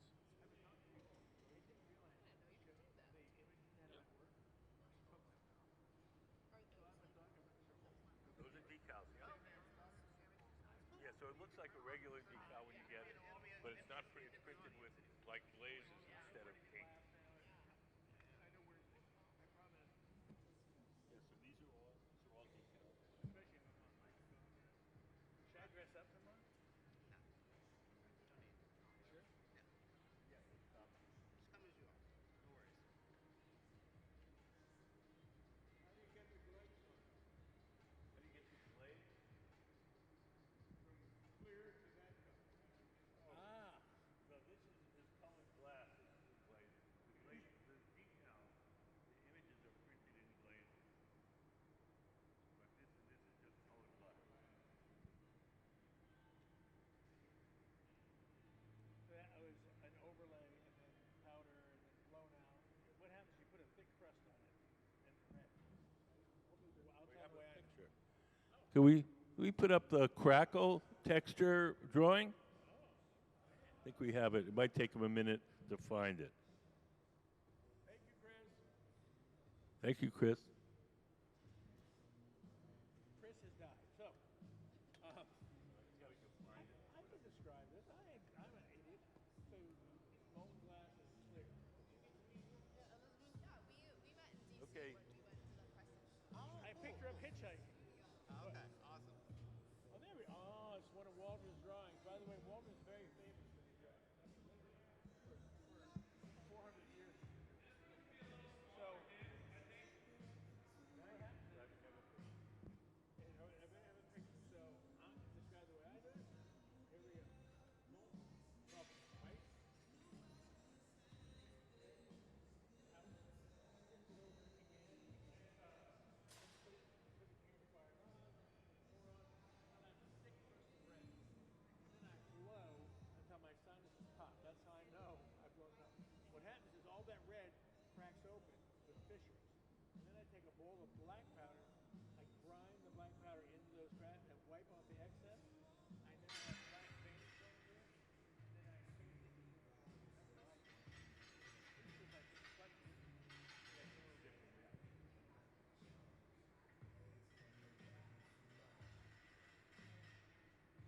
I like the texture of it better, but I just wanted to be perfect. I imagine you do it the other way. I think once I encase it, I kind of stabilize where it is, and if I keep reheating it, I might get it even better. So that's why. That's why. We have put a color on a bubble and then powder on top of that. And when we dunk it, the powder cracks and you blow it, it widens the crack. Yeah, exactly. So I forgot to mention that. Once you get the thick crust on it, you dunk it in your water several times. Shot into the front surface and into the inner surface still warm. So when you blow, it hardens the crust. The inner is still molten, so it doesn't fall apart.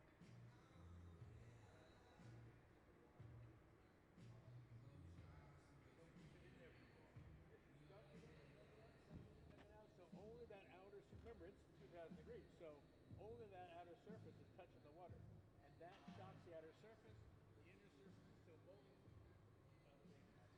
As soon as you get the cracks in and rub the other, you go right back to that glory hole and heat it back up so you don't have the froth.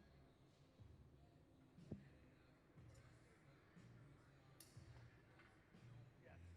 Where it hook up, coming into a crown for her, so that makes it a permanent hook. They're going to take her off. I could actually draw something out tonight.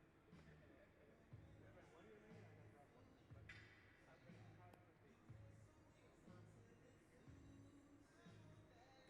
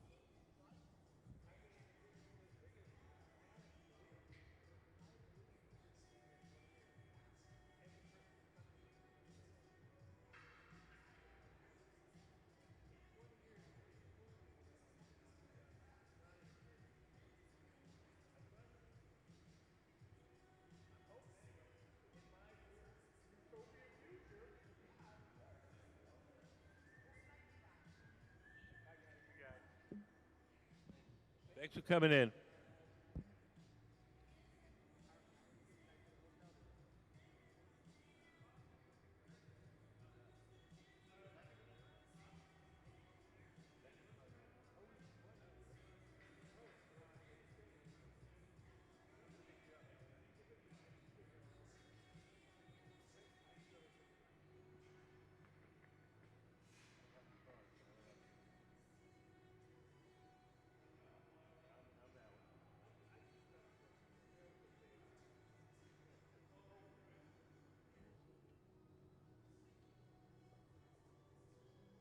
Keep up with her mom. I grew up all around D.C.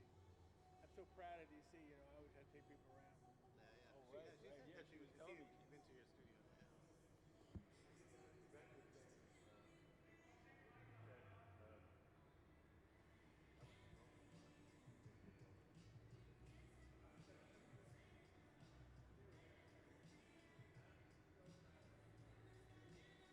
Yeah. It's a full studio.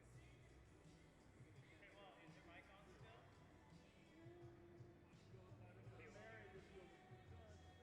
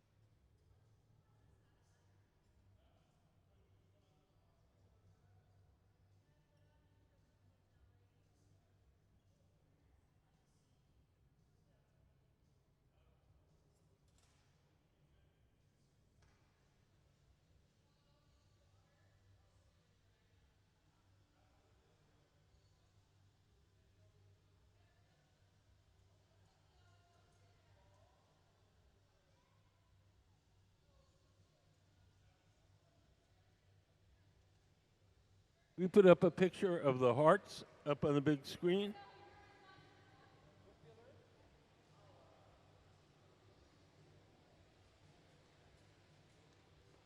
So we're making these hearts for our guest artist, Tim Tate.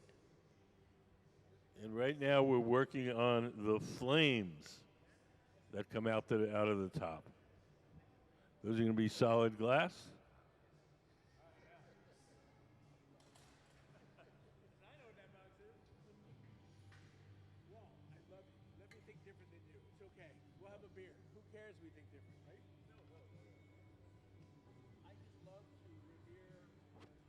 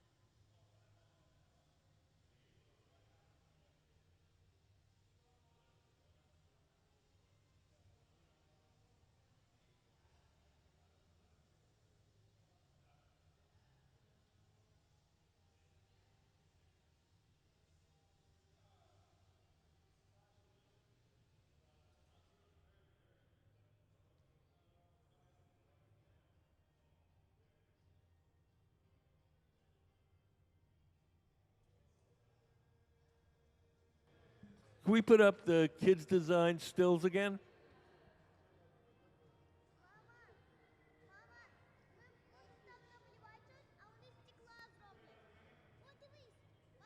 So these are all made from drawings from kids like you.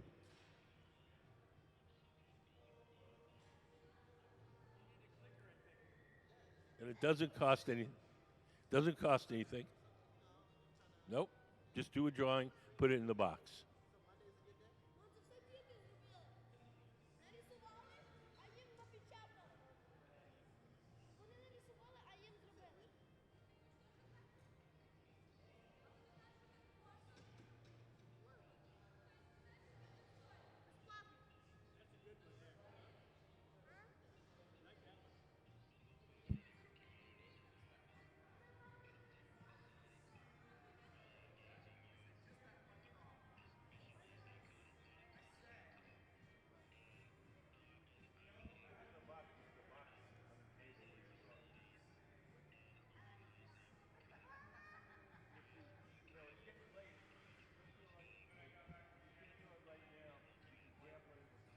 Entry forms, and do the drawing at home and mail it.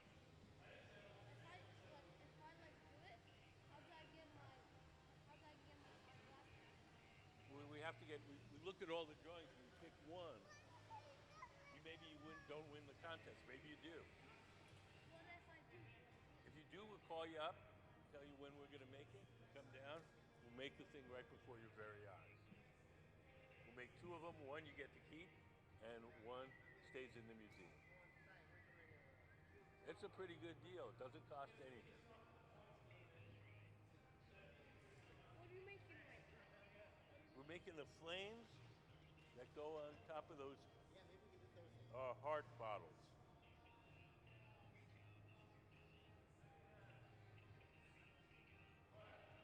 So these are all things that guy dreamed up.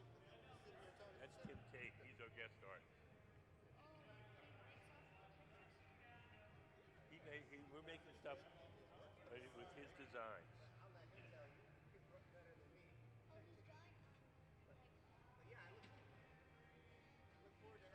What? Only if you win the contest. There's lots of kids.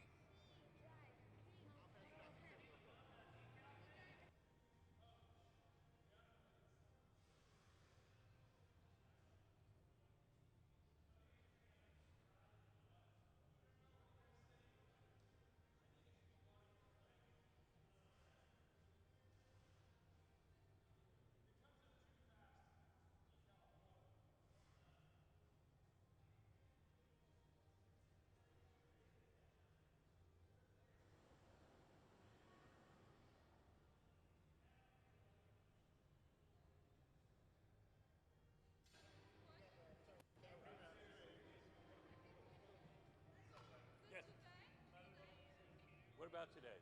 I know. The contest, it's once a month we pick one. We take all the kids' drawings. Once a month we pick one, and then we make it out of glass. We make two, one to keep and one for the museum collection. It's a contest, though. Not everybody's drawing gets picked. Pretty good, pretty good. Good to see you again. So it's getting kind of late. It was like museum closes soon. But just grab go to the table, grab the entry form, and then you can do the drawing at home and then mail it in.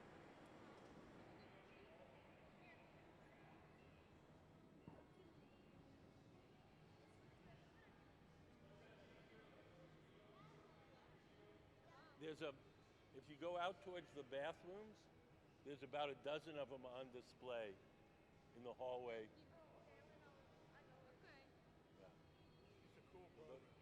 Every kid who gets is like, Yeah. Oh like, my oh, God. wow. Yeah. Perfect. Super trova. Okay.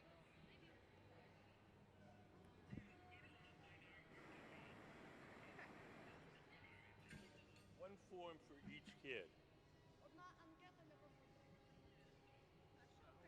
Yeah, that got me in the show. Hold on, man. All right, ready? Here's the debate.